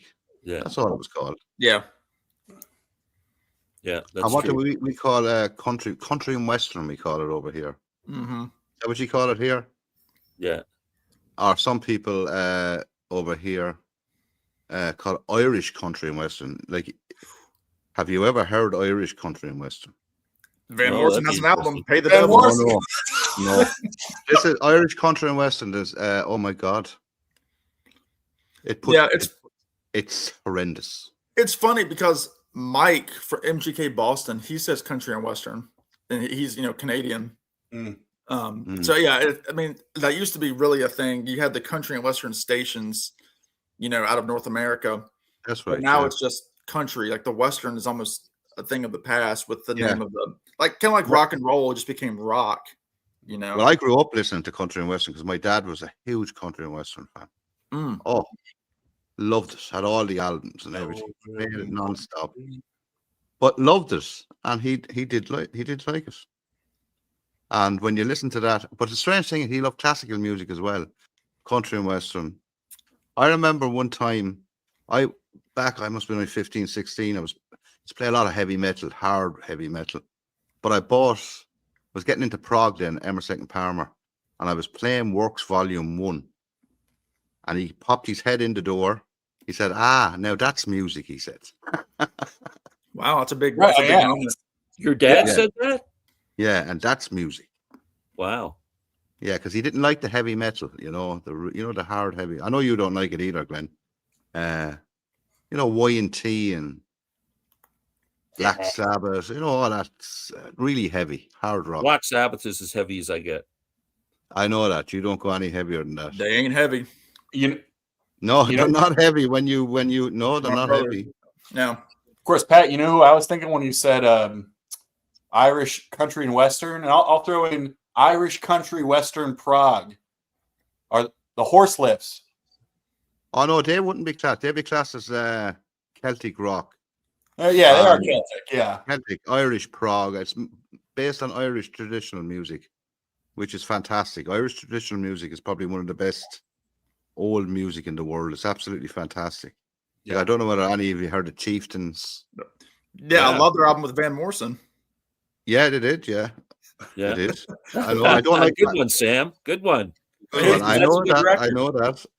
I do have a Van Morrison album in my collection. I have the very best of them because there's a couple of songs. And he also did an album. They also did an album with Rycooter. Well, their Long Black Veil album is a great record. It's got Sting and Mick Jagger and Sinead O'Connor. Yeah. And Paddy Maloney from the Chieftains, who played the Ilian pipes, an old Irish, like bagpipes, but Irish. He was in Frank Zappa's studio. Did you ever see the documentary that the BBC did before Frank Zappa died, about a year before he died? No. It's up on YouTube. It was done by the BBC. It's about an hour long. It's absolutely superb. He had people from all over the world in his studio. He had people from Africa, everywhere, and they were all doing their own music, and he wanted to record them and embrace all these different musics from around the world. It's up on YouTube. It's a British documentary, but it's brilliantly done. Interesting. Brilliantly done. I wouldn't put Paddy Maloney with Zappa. With Zappa, yeah. He was in there, and he was saying, Frank, which way do you want me to do it? Real Irish. Yeah. Which way do you want me to do it? That's interesting, eh? Yeah. If I find the link for it, lads, I'll send it on. Country and Western, Kitty Wells, Fernal and Husky, Porter Wagner, Eddie Arnold, Merle Haggard. There we go. The classics. Americana. What about the Pogues, Pat? The Pogues, no. Well, I don't like the Pogues. Well, really? They're more, a lot of people say they're an Irish band, but he was based in London. Irish, they were Irish, but living in England. You know what I mean? That's really where they, yeah. No, I wouldn't like them. Oh, I love the Pogues.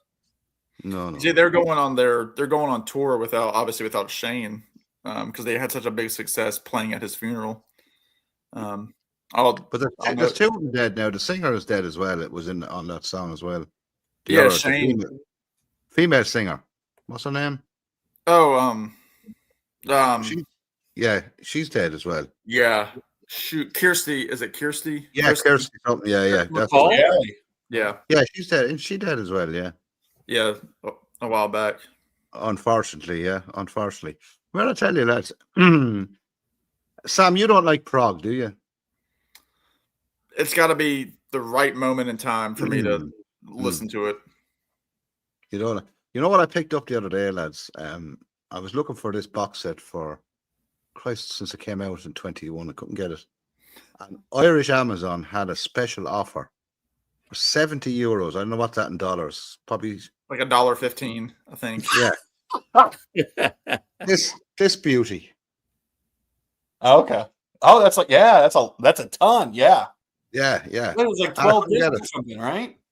Yeah, that's a bunch of live shows, isn't it, from a certain period? Or 70 to 97. There's 5 double LPs in it. It's absolutely incredible. Incredible. I couldn't believe I got it. I was saying to Kevin, Kevin, Glenn. Yeah. I said there must be something wrong with it. Is the Love Beach tour in there? No, they didn't do a tour on Love Beach. Oh, damn. I'm not. Yeah. They split up straight after that album. Glenn just likes shirtless ELP. That's really his thing. That's right. Yacht rock. On the beach. Oh, yeah, Glenn likes that Love Beach when he picks the old shells. Isn't that right, Glenn? Yeah. You know? Yeah.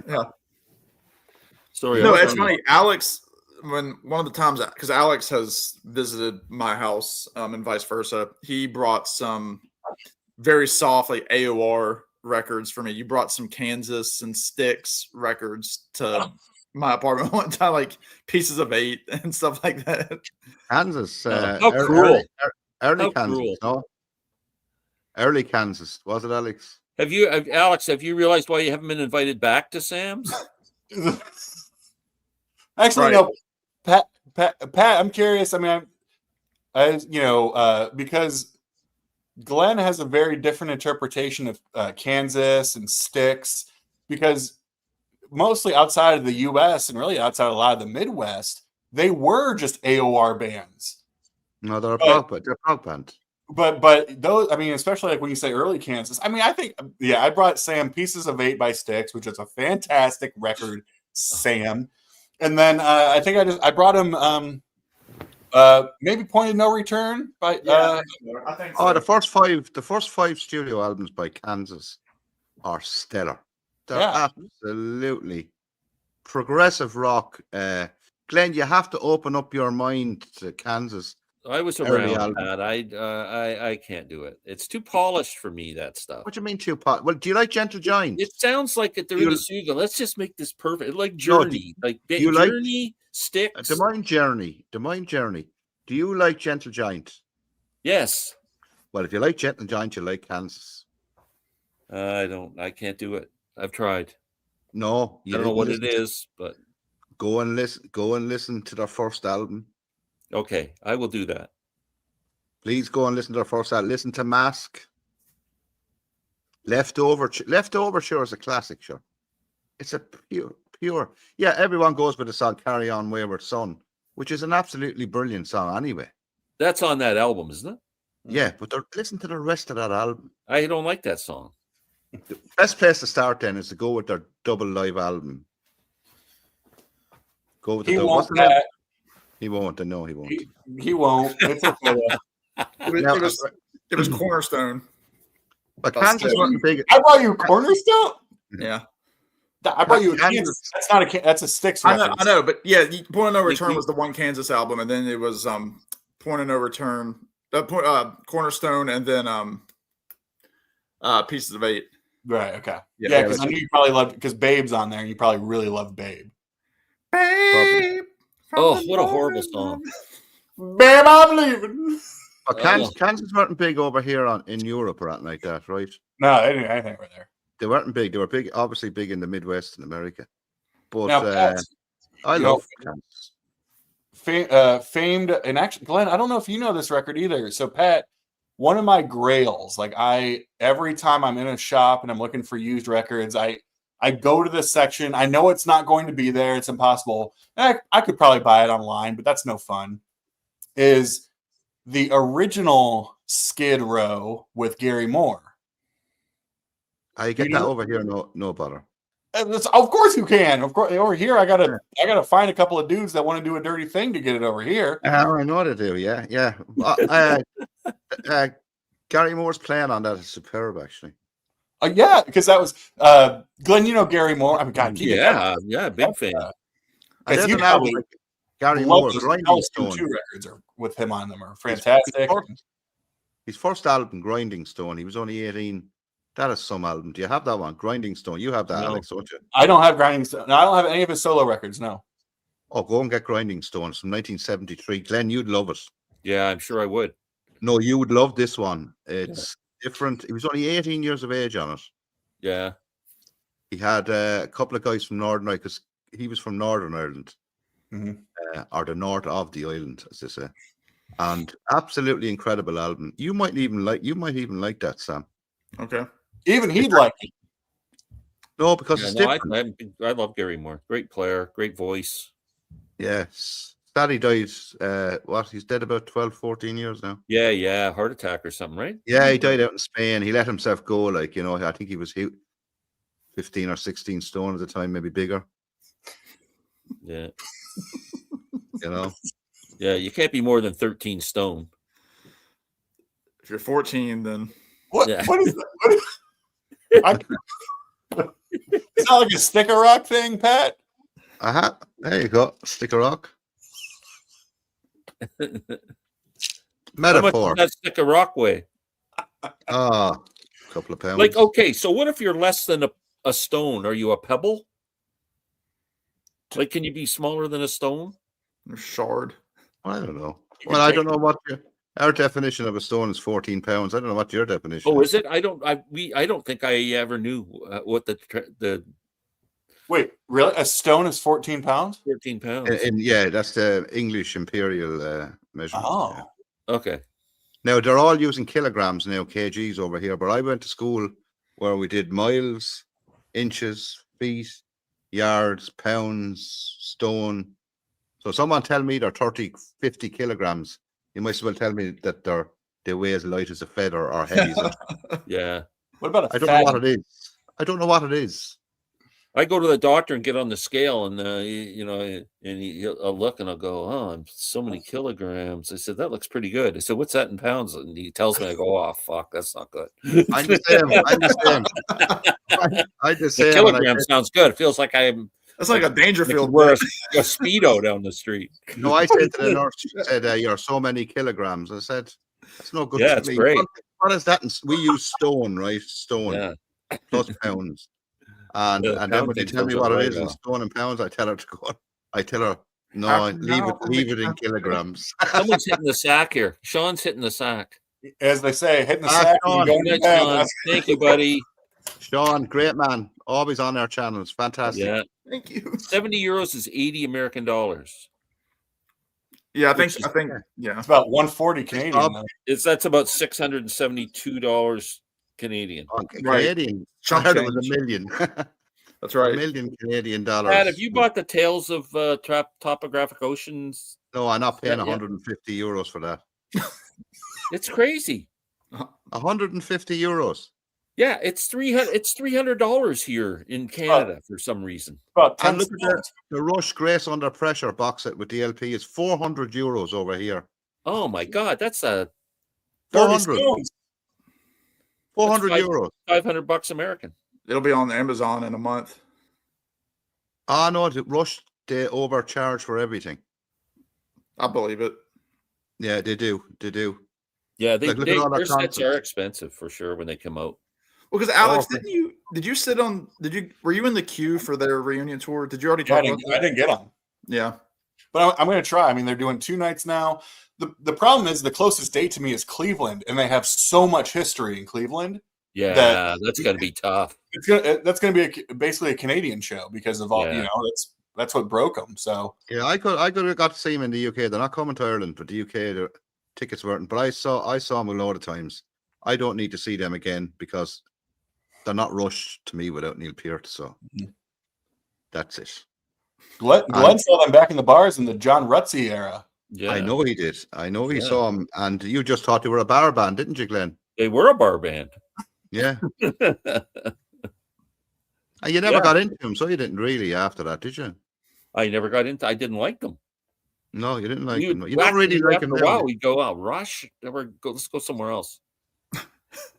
What do you think of him now? Or what do you think Love of him. him? Big fan. I didn't become a big fan until I took up the bass guitar and started studying all the bass players, and I started checking into Geddy Lee. Yeah. He's playing, and I went, "Oh man, he's phenomenal as a musician." And then He's a brilliant bass player. yeah, brilliant. and then I kind of went back and revisited all the Rush albums, and I'm going, "Wow, I'm really liking this stuff now." Yeah, but they're not a prog band per se, though, are they? Really, in my opinion, they had No, prog I elements. mean they were certainly inspired by prog bands because they were big yeah. fans of Yes and that, But in the 80s and 90s and onwards, so they weren't in prog. yeah, No, they were more of a rock band yeah. with brilliant musicians, though. Would That you was the consider Rush heavier than Black Sabbath? No, Okay. no, they wouldn't be. No. Well, they always compared Geddy to Robert Plant, right, when they first came out. Like he was one Yeah. of those. Yeah. And they used to do like Zeppelin covers and stuff in the bars, like they used to do all this Scream and yeah.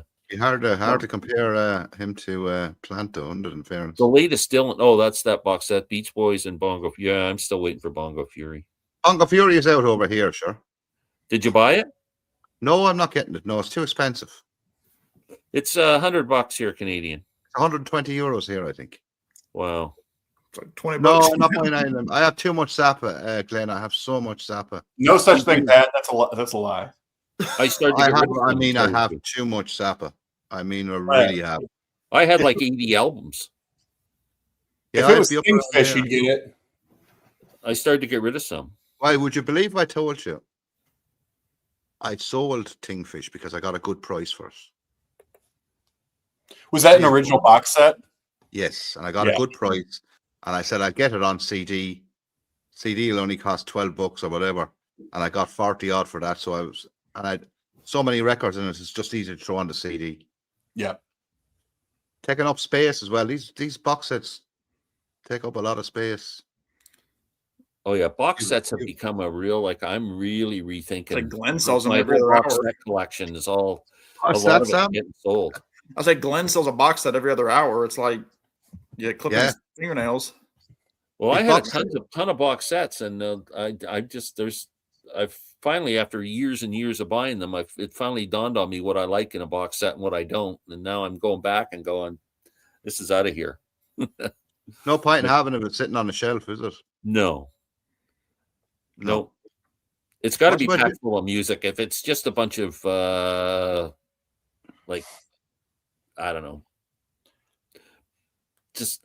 know, I need a live show with it. I need something that I can play. Like if I can play all the discs, I want a historical document. I want actual well-recorded, real, actual unreleased songs. Yeah. I don't want 6 demos. No, I agree with you. Yeah, of the same song. Of the same song. Yeah. Because if they were any good, they would have put them on the album originally. Yeah. That's the way I look at it. Yeah, these, I don't mind. I don't mind the extra. Like some of the tall stuff that you get, the extra songs in those box sets are brilliant. But no, I like say the Dylan box set. What's it called? The one that revisited the sessions for Highway 61 and that Cutting Edge. No Direction Home. Is that what's called? Cutting Edge. Cutting Edge. Yeah. I mean, I can't. Or the No Blood, No Tear. The one More for blood, more tracks, which is a terrible name for a box set. It's just it is. I can't listen to one. Like there's one disc has Like a Rolling Stone, 15 different versions of Like a Rolling Stone. Like imagine, huh? Christ, imagine having to listen to that 15 times. I have. And different versions Out a window. Like a Rolling Stone. What's this What's the 14th version? Like, how does it feel? Yeah, how does it feel? Rolled right over him. So I'm selling all that stuff as I can. I put a price on it and I throw it on Facebook Marketplace, or I take it in. If I can get a good price for it, it's gone. Oh, absolutely. You're dead right. Yeah. Of course, Alex doesn't do CDs really, so you don't, Alex. No. The only CDs I have are what people have sent me. You don't. You're an out and out vinyl man. That's it, man. Well, yeah. I gotta. Yeah. Why wouldn't you go to a store and just pick up a $50 CD player and put it there so you can if you get something cool, you can listen to it?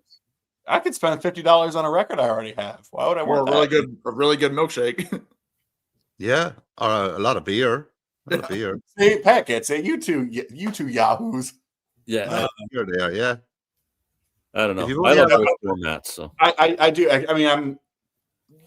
2 reasons for it. There's still a ton of stuff out there where I love the music. It might be one of my favorite albums of all time, but the only way to get a record is paying $400. Like, it'd be perfect to be, I have the CD, I still have a physical version of it, whatever. And then Glenn, you and I were talking about this years ago, just how much of a better, we were just talking about this, so it depends on the artist, but you can get 10 times more content with a CD box set than you can with a vinyl box set. I mean, yeah. Gosh, Sam, I think about that Bob Dylan live box set that you got of 36 CDs. Yeah, Glenn has it too. The 1966 tour. 36 CDs. That would arguably be at least 75 vinyl records. And it was like $120. I think someone just said on the comment there, we were talking about AC/DC making the same album 17 times. I have to agree with that. Yeah, me too. Yeah, I can't. I've never been a fan. No, never really been a fan. Like, never owned this AC/DC album in my life. One album is all you need by them. Yeah. Wow, the hot take. Even that's too many. Yeah, they're not. I'm not a big fan of them either. No. How's it going, gentlemen? It is going good. John Hardy. John Hardy was a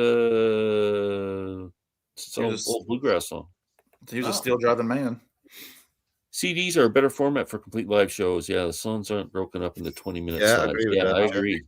Yeah. Well, I will say, and I thought about doing a video about this. There's a record that I love by one of my favorite bands called Lord Huron. They have an album called Long Lost, which is one of those, the songs just flow. There was like little themes and spoken word things between. It's a 2-record set, but you got to flip the records over, over a 2-record set. It's a better album on CD. It's one of the few albums that I have that I'm like, the vinyl is kind of pointless. Like it works so well on CD, especially into the last track, which is just like this ambient, like 14-minute, like almost ethereal sound. But it flows from that very last realized track into this instrumental. It doesn't do it on the vinyl because the vinyl side 4 is just that piece. And so you got to flip it over and you don't get the full effect of it. Yeah, I agree with you on that side of it. Yeah. Especially what the big fad now is everybody, because it sounds so good, 45 RPM vinyl. Yeah. It just ruins the continuity of the album for me. I don't know how much the price of them are crazy. Yeah. And I don't think there's anything better sounding. And you recently bought a secondhand player. SA CDs are unbelievable. Yeah. The sound of them is incredible. Yeah, when they're good, they're good. Oh, they're unbelievable. I have a good few. Yeah. I don't have as many as you have now, but I have a good few. Because they're expensive, Glenn, aren't they? They are expensive. It's amazing when you go to used stores, you can find them. You still find the odd gem kicking around that people don't know. We wouldn't get them over here now. Not here, you wouldn't know. Yeah. No, I'm... Glenn, I just like both formats. They both... 6 years, Glenn. 6 years. Yeah. What made you decide to start a YouTube channel? I had no idea about it. I was looking for something to do when I was retired. And I was playing in a band, and it didn't work out, and I quit playing. And then I went, what am I going to do with myself? And then my nephew was over watching a YouTube video. It was Larry Graves' video. And he was over, and I'm going, what the hell are you watching? And Larry was doing some thing on ranking the Led Zeppelin albums or something. I'm going, who is this idiot? But then I started watching. I'm going, this is interesting. And then I started watching YouTube, and there's all kinds of people doing this stuff. And then I found out that Norman Mazzy was doing a channel, and I knew Mazzy quite well from the Steve Hoffman forums. And I went, I've always liked Mazzy. We have very similar tastes in music. We're the same age. And I'm watching Mazzy. I'm going, and that sealed the deal. As soon as I saw Mazzy doing it, I went, I can do this. So that's how it started. Yeah. Yeah, they were the two guys that really were the influence. My nephew Jack was, if it wouldn't have been for him, it would have not happened. It's not easy at the start, though, is it? Well, you fumble around. You don't know what you're doing. No one's watching you. I hadn't a clue. I hadn't at start. But you've done well. I mean, you're only, a year or two into it now? Just over a year and a half, yeah. And you've got as many views or subscribers as I have, and it took me 6. You can be looking. Really, he's a lot more attractive than you are, Glenn. Well, yeah, for sure he is. There's no doubt about that. Yeah, it's just a lot of it is look. You could just have one video that goes nuts, and it's not about the amount of subscribers you have. Actually, it never is. No, it's about the amount of views. The views, because subscribers, think about it. So most of the subscribers don't even watch the videos. Yeah. Yeah, if all your subscribers watched your video, you should have 3,000 views on a video. Yeah, straight away, What? Those two are laughing at us like we're a couple of... Okay, we could... Sam... What happened? Because maybe Sam and I were thinking the same thing. Pat, I thought you were going to say something really meaningful about subscribers don't count. It's about the friends you make along the way. We were expecting some kind of positive, it's about feeling fulfilled. And you both said, It's about the views. But Glenn is right. It is about the, isn't it, Glenn? It's about the free stuff and the money. Who needs friends? Right. It's not about that the was so journey, it's funny. the destination. But you don't make much, not with the that's views so we funny. get. You wouldn't make enough every month to buy yourself a decent box set, so you wouldn't, Glenn. No. No, Glenn will tell you that. No, That's you why you won't. should start selling overpriced hats. Yeah, don't do I that. can't. Unless you're up around the say 100,000 mark. That's when it's I think I'm getting less viewers all the time. It all depends, Glenn. I did a video the other day, right? I don't know whether any saw it on Wednesday, but artists and albums that I used to not like and I do like now. Yeah. And everyone took it serious. It was an April Fool's video. Like, that's if they hilarious. watched Not the a lot channel, of the they general would, public. Yeah. they would I have did a known. serious video the other day on April Fool's, and the guy accused me of doing an April Fool's joke. Hey, no respect. I didn't even Very know it was good. April Fool's. Very good. You were accused of it. I like that, Glenn. I like that. I went to the doctor. He said I was overweight. Yeah. I said, I'm going to need a second opinion on that. He says, okay, you're ugly too. Huh? Yeah. I met this girl. She told me to come over. There's nobody home. I went over. There was nobody home. Nobody home. Very good. Yeah. Like There's that. your new channel, Glenn. Yeah. Yeah, your comedy This channel. is Rodney Dangerfield jokes. Dangerfield from the basement. Yeah. What's this about for real expensive records? You got to sell a kidney. Yeah. I've already done it. And Yeah, I'm maybe in my buddy's Nick record Drake. store the other day. and Oh, you he's might have to go talking to the whole about house. His big fear, vinyl is now going to go, like, because of the oil issues going on in the world. Well, you know why though, Glenn. Yeah. Yeah, but that happened in the 70s, Glenn, when the oil crisis was in the 70s. Yeah. The vinyl, what we had to do was recycle a lot of old vinyl. Yeah. And a lot of records were sounding bad around 73, 74. Yeah. It's a lot of see what damn happens. focus there. Hopefully not. Because it is ridiculous. And CDs are creeping up as well anyway. Yeah. Yeah, CDs are getting more expensive. I like that last comment you put up there, actually. It's very important. The previous one to that one. Not according to Yeah. Glenn. That's it. That's it. Vance is That's the man. That's what the nail- Sam, that's that's the what nail on Sam the and head. Alex wanted to say. Yeah, I've but got that's a chance it. to share a beer with Vance. That's it. Vance is a good dude, man. That's 100%. That's what did that? Zappa Parallel. That's brilliant. Yeah, that's it. Vance, that's what I tell myself when I'm like, my videos aren't getting anywhere, so I've got to have a fallback. Like, yeah, that's a good reason to. Yeah, it is true. I think that's the one thing that none of us, when we started channels, even realized the personal connections you'd make doing Yeah, that. I mean, stuff. Alex That walked is- into my wedding, and I was like, all right, I guess you're coming too. But no, That's I mean, very good. You live far away from each other in America now. it's about, About six 6 hours. hours. Yeah, 6 hours. Where are you, Sam? Where are you based? I'm in Virginia, so Oh, you're the Waltons. Is that what's that made it? The Waltons. correct. Yes, and it's funny you Yes. say that. So Yeah. my one visit to the UK was my last year at university. We went to London for a few days, and the tour guide at St. Paul's Cathedral was more impressed that we were a group from Virginia than we were to be in London, because he was a diehard Waltons fan. So And was so I. I was I talking would've to him been off fan. to the side about the Waltons. And he's like, how far are you from, Richmond, and how far, like all the places that are brought up in the show. And so it was pretty neat. And so it's funny that you mentioned the Waltons, but The Waltons, yeah, because it was big here in Ireland as well. Like, it was huge. Really? yeah. You know, they all said Dan, good did night you know to who each other. cut the grass on Walton Mountain? Oh gosh. Who? Lawn Boy. Lawn? Lawn Boy. Instead of John Boy, Lawn Boy. Lawn Boy said make of lawnmowers. Yeah, Glenn, yeah. Don't do a comedy channel. Okay. yeah. I want to subscribe. Hold on. He's better when he's Rodney Dangerfield. Hey. Don't do a comedy channel. Okay. Once Well, it bought a is great. CD Like, I for would- $208. I think You sure you didn't mean $2.08? $208 for a CD. I don't think I could do that. No. But I've the thing spent about close to 100 on a CD before.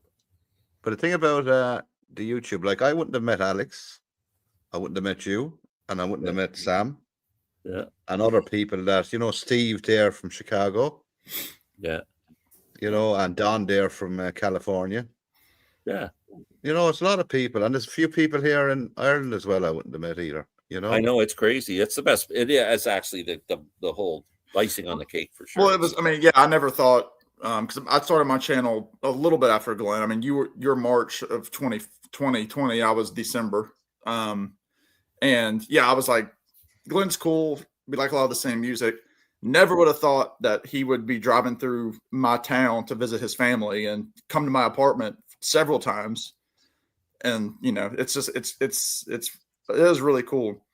Yeah, I had another YouTube friend who was at my wedding last summer, so it's very That's very good, Sam. Yeah, very cool. Yeah, very yeah. good. Alex was at my wedding, which was really nice.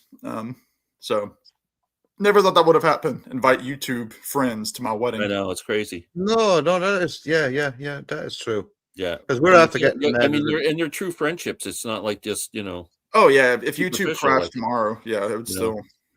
the friendships. Yeah, I it's hope very to good hang because on to. I'm after getting very friendly. Dermot, I know I see Dermot on my channel, Yeah, and he only lives about 30 miles away. Mm. But I wouldn't have known him only for YouTube. yeah. He's after coming down to our vinyl nights. We have vinyl nights. All of us have every so often. We all get together, beer and food and all that kind of stuff, and we make a big thing out of it. But I would not have met Dermot, and I talk to Dermot regularly. He comes down. He dropped into me because I'm after having surgery recently, and he dropped in to say hello to me. How was I keeping? Do I need that and all that kind of stuff? Yeah, it's amazing. It's great. Isn't it amazing? Here you go, Pat. Okay, Zappa Pearl. Zep Pearl. Zep Pearl. Thank you very yes. much. Thank you very much. Yeah, We talked about this band earlier, and Jean de Poitrine. they might be watching us they might be behind, not watching us live. Yeah, That happens sometimes. yeah, they've got me It's on intrigued. live Being a Canadian, I've never heard of these guys. I'm going to check them out. No, I never did a live video before on YouTube. Is this your first one, Glenn? I used to have our weekly one. Oh, did you? I never did a live Yeah, one. that's because- actually how we met Alex. We used to do a weekly one, and he came on, and he started to come on with us. And Alex started his own channel then, and like for a while, Alex didn't have a channel. He was Look up just the coming bands. on yapping. I wouldn't chance doing a live one because I know I'm very good tonight, but I do swear a lot. You can swear. I know, but sometimes it's not right, Well, it depends what you say and who you say it about. Yeah, you just have to be careful. Where if we're recording a thing, you can actually take it out. So, Yeah, yeah. You can record them and upload them later. Well, that wouldn't be much of a live chat, though, would it? yeah, it would be a live chat. Yeah. That's right. It's just called dead air. Yeah. Yeah, dead air. Yeah, exactly. I agree with you 100%. Yeah. But it is fascinating. YouTube, like there's so many, and the genre, the music. We're all niche channels, really, aren't we? At Definitely. the end of the day, I work in a supermarket, and I was serving a guy one day, and he said, "You're on YouTube." He said, "Yeah," I said, "I am." Your music sucks. I love you too, man. Yeah. Yeah. I've actually met a few people just at concerts and stuff like that in Toronto, going to Toronto at a concert, and someone will come and say, "Hey, Glenn," and I kind of think, well, how do I know you? And he goes, "I watch your channel." I go, "Oh, that's pretty cool." Very good, It's isn't happened to it? me probably half a dozen times. Wow. And then one guy, I was in where my daughter lives in Oshawa, Ontario. I was visiting her, and there's a used CD store in the thing. And I went to I said, I'm going to go to the used CD store and look around. I go to walk in the door, and this guy goes, "Hey, Glenn, how you doing?" I go, "Oh, like, do I know you?" And he goes, "No, I watch your channel all the time." And he said, "I know your daughter. I see her at the yoga studio all the time, right?" And we start chatting about music, and he keeps coming up to me, showing me CDs. You like this one? You like that one? Like he was right into it, right? And then he says, I heard on your channel that you don't have the Doors debut album on vinyl. He says, I got a mint copy at home. I want you to have it. So he left it at my daughter's place, and I just picked it up the other day. So I have just shit like that. It's pretty cool. That's brilliant, isn't it? That's absolutely brilliant. Yeah. Yeah. I live in an enemy, and See an enemy. That's right. Yeah. There's nobody in Virginia other.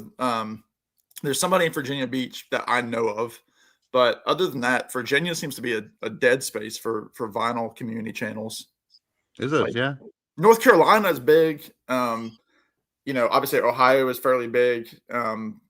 With Alex is up there, Gary Physical Formats up there.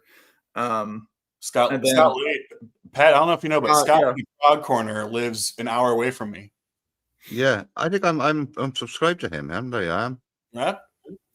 I definitely am. And then Toronto is huge. Yeah, you have. You see, you must remember as well, though, that not so much Canada, because the population in Canada wouldn't be that, but in America, it's like you have a huge population over there. Yeah, yeah. Like, like the population of Ireland where I live is 5 million. That's it. Wow. And 4.9 of them never heard of prog. If you're just listening to Van Morrison and, Yeah, and that's a fact. 4.9 have never heard of prog.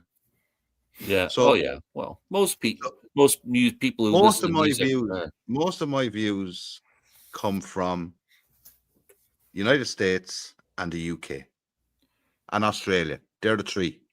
Yeah, that's crazy. Yeah, Ireland, not so many. There's had one guy call me out on the A train. That was only public person. That's funny. This is interesting. Here's one for you, Pat. That's good. And thank you. I am going to Mark. Mark would be a subscriber of mine. I heard I don't like Under Wraps, as you know, the original mix. Them electronic drums. I don't like electronic drums in rock music. I don't mind it in synthesized music or whatever. I heard the new remix, Lap of Luxury, and I thought it was absolutely brilliant. It sounds like real drums in it now. They brought the guitar up. They brought the vocals forward. They spaced out the keyboards more, and I loved it. I have it on pre-order straight away when I heard that. Wow. How much was it over there? €49, which is good. And how many CDs is this one? 6. Is there a live show or live show from the Hammersmith Hammersmith Odeon in London from '84, I think. Yeah, I'll probably buy it. I know, and I love those book sets. I think those are boxes. They're the ultimate in book sets. Yeah. They would be number one in this box set design. They've just been absolutely brilliant. Yeah, and I definitely look at this. You're wearing off on me, Pat. I used the word brilliant. Yeah, Lap of Luxury is amazing. Yeah, I have to agree, Mark. Is brilliant. Go and check it out if you're into Tull. Absolutely brilliant. Loved What it. is that? That's a song from Under Wraps. Okay. I'm not. I love it now, Glenn. I didn't like the album. I bought it when it came out back in '84. And I didn't like it at all because of the electronic drums. But this is just, if that's anything to go by, I think I'm going to love this album. Oh, good. That sounds encouraging. Yeah. I'll have a pre-order. I had to get it, Joe. Yeah. Wow. Yeah, I should check and see if it's up for pre-order here. In Canada, probably next year. For 3 times the money. Yeah. We are always a little late for some reason. I don't know why. I don't know why. Yeah. And you see, I'm lucky here because we have Amazon Ireland, right? And they're useless, right? It's not even up on that. I have to go and order from the UK. Amazon UK have it straight away. Do you know? I've used Amazon UK I sent a record to another YouTuber through Amazon UK. It ended up being cheaper to do that, obviously, than going through Amazon US to send it over to them. No, that's a good way of doing it because it's a good way. Like if I sent something to someone in Canada for her birthday, Tara, she's on Brockway Bites. You know Tara? Tara Riley. because she gave me a good few albums there when she was here, and I wanted to get her a present. I sent her a Gentle Giant Blu-ray box set, and I sent it from the Canadian Amazon, and no postage, free postage, the whole lot, and she got it. And I could track. They were sending me tracking stuff and all where your man was. He was there. I didn't know where he was. Yeah, it's a great way you can do that.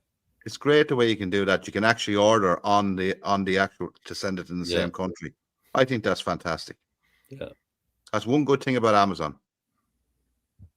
That's funny. The Zappa set, the Bongo Fury set, you can't find. If you go under Frank Zappa, you can't find it listed anywhere. And I was on the Steve Hoffman forums, and I was talking about my frustration trying to get this set in Canada. And somebody said, "Go and search TBC." And I went under and I just put the letters TBC in there, and it comes up. TBC, to be confirmed. That's the only way you can order it. Who can find that? What? That's ridiculous, isn't it? Yeah. That doesn't make much sense. No. Oh, here's one for you, Sam. Yeah, I think Michael, he's probably watching it from behind. Yeah, that's what it is the Apple's pre-release. Oh, Pet Sounds. I have that album. I'm not sure what they mean by Apple.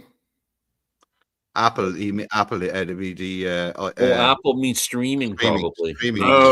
Apple Music, maybe. Yeah, I think they're gonna put the box set on streaming all the way through for the first time, or like it hasn't been on there for a while when it came out for the 30th anniversary box set.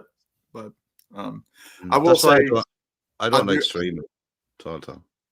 I've enjoyed the stream a lot. I've got to go. I've got a lot of packing that I need to do for our trip tomorrow. You have fun in Italy. That's going to be an amazing trip. Oh, you're off to Italy, yeah? You're not coming to Ireland, no?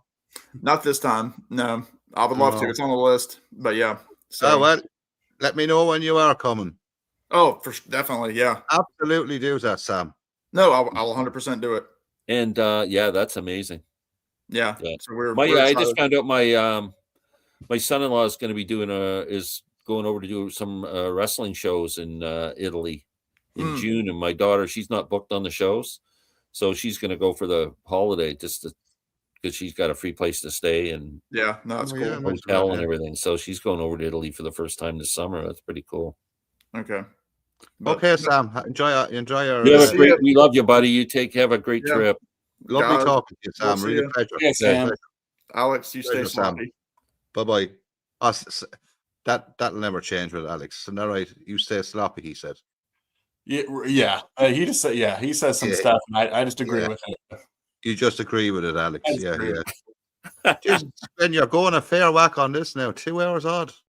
We're 2 hours and 2 minutes. Now, Glenn, I have a question for you. You asked about our rabbit hole, our obsessions lately, right? So I want you, the bands I've heard you talk more than anyone else about over the past 3 to 6 months have been Wilco, Drive-By Truckers, and then sort of the tail end of Widespread Panic. All right. Now, what is your favorite album so far? Just shake reaction, your favorite album from each of those bands. Oh, Decoration Day for Drive-By Truckers. Okay, Decoration Day, and then be in there for Wilco? Wilco is Sky Blue Sky. Sky Blue Sky, and then Widespread. Widespread Panic, studio album would be Ain't Life Grand. How would you rank those three up against each other? Ooh, I think Decoration Day. It's turned out to be one of my favorite albums of all time. I just freaking think it's amazing. Wow. And then probably... I don't know. I'm going to put Wilco second and Widespread Panic third. Okay. Yeah. But Glenn, those three bands you mentioned, or Alex mentioned, I never heard those, but name of those bands until you mentioned. Yeah. Over here, you would not hear of those three bands. Do you like Southern rock at all? Because no, I don't. I'm not a lover of Southern rock. Yeah, because I was going to mention to you this. They're all Southern rock. The Drive-By Truckers are all Southern rock. I'm not even a big fan of Lynyrd Skynyrd. I admire him. Yeah. I admire what they did, but they just don't do anything for me. Yeah. You know, they just don't. Yeah. And I have tried. The lads all like all that kind of music.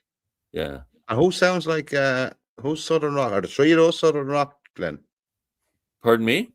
The three bands you mentioned. What kind of music are they? The three? Well, I would think Drive By Truckers got to be considered a Southern rock band. They're from Alabama. They're from well, Muscle Shoals, yeah. Alabama. So, And what's about what's the name? Wilco, is it? Wilco was an alt rock, alt country, just alternative. I don't know how to describe it. And what's the other one? Widespread Panic is like a jam band. They're like their studio albums aren't really jammy. They're pretty concise songs. It's just basically pretty much just rock. But rock the live albums are really a lot of extended jams and stuff. I might like them then, would I? Yeah, they're a great band. Because I like that kind of guitar player. Michael Hauser is just incredible, and he died of cancer at a young age. But they're. And where are they from? Widespread Panic. They're from Austin, Texas. Is it? Maybe from Atlanta. I thought they were a Georgia band. Yeah, maybe Atlanta. Yeah, I think. I don't know. I wouldn't have a clue. But yeah, listen to one of their. There's a live album called from Carbondale. Check that out. If you. Yeah, I would check out some of their live stuff.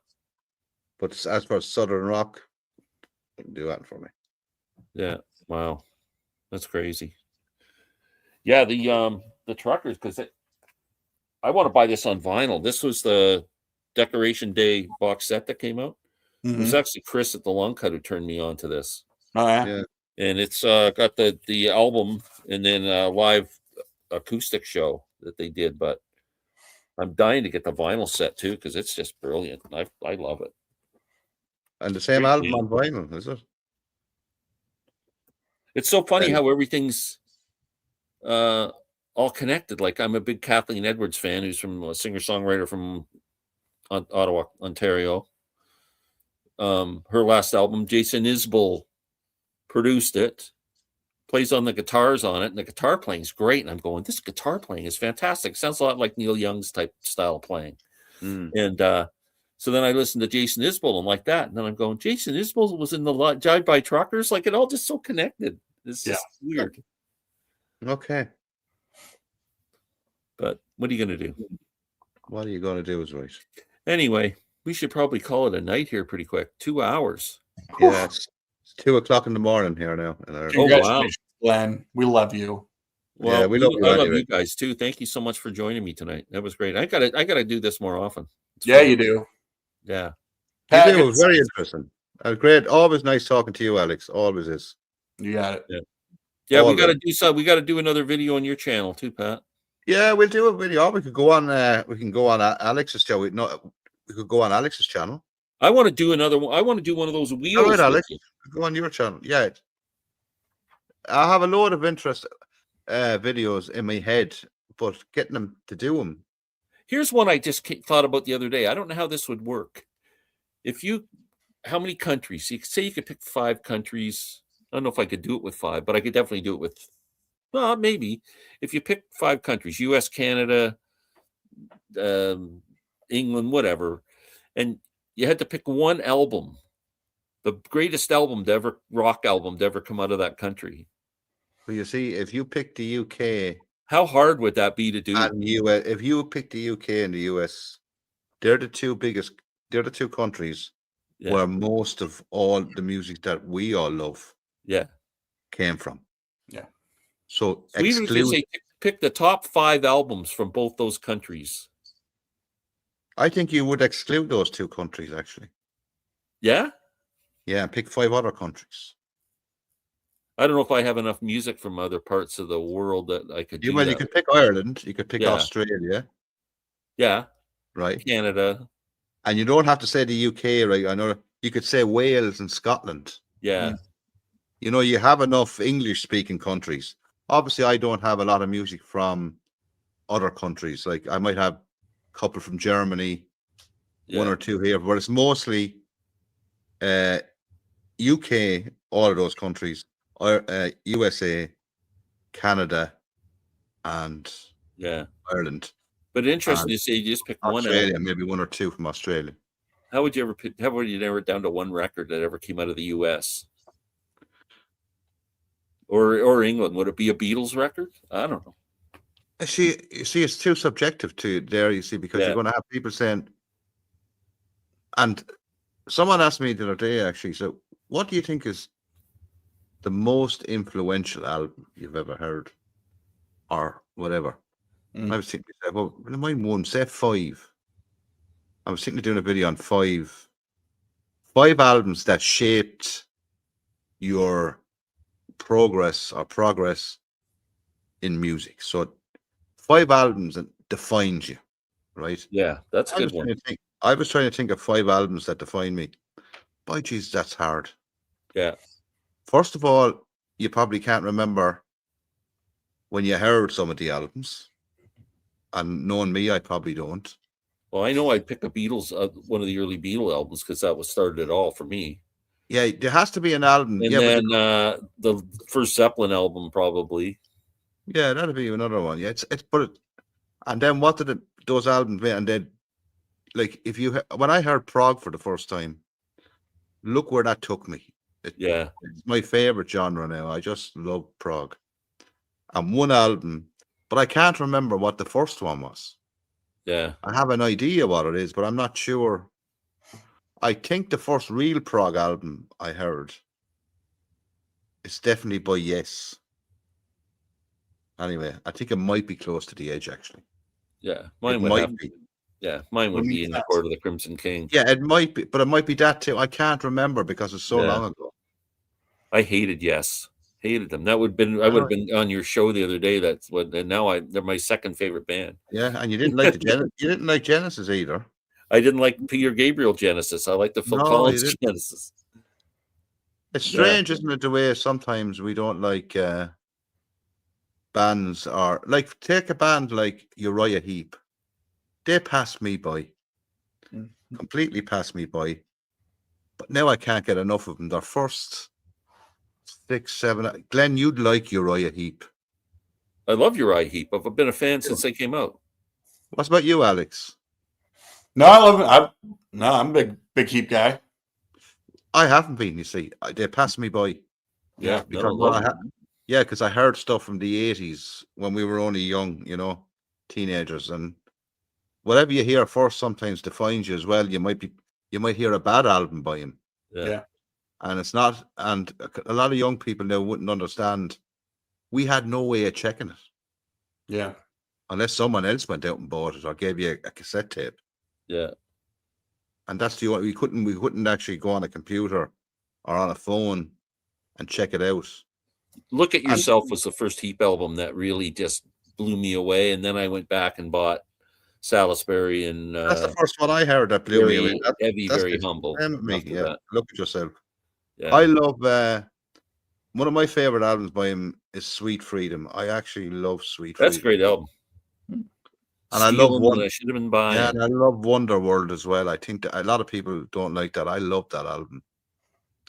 And I think David Byrne is probably one of the greatest vocalists ever in rock. Me too. Yeah. That's why I gave after he's gone, I have no interest. Oh, no interest. No interest. None. And actually the last two albums he was on, he was an alcoholic, and he was on the slippery slope even on those albums. Because John Wetton came in from King Crimson after King Crimson broke up. But John Wetton wasn't a member of the band. He came in as a paid. I wasn't even aware of that. That's how much they went off my radar. And paid hand. He was a hired hand. Voice. Yeah. They had paid him to play with on those 2 albums and tour. Thank you, Bob. So he wasn't really a member of the band. So yeah. And to me, and you can hear it on the albums, they're not cohesive. They're a little bit all over the place. 1 or 2 good tracks here and there, but I think you might have. When did you stop with them? On Wonderworld, is it? Yeah, pretty much. That's it. Yeah, that's where I've stopped on them too. Glenn. Yeah. Anyway, guys, I'm going to have to go. Thank you, Chris. Yeah, we're going to call it a night. I want to thank everybody for watching. We had a pretty good audience tonight, and hopefully people will watch it on the on repeat. And Alex, thank you as always. It was a pleasure, guys. Let's do it again. Pat, Alex, thank you so much. Yeah, thanks everybody for watching, and we'll do another one soon. Happy anniversary. care.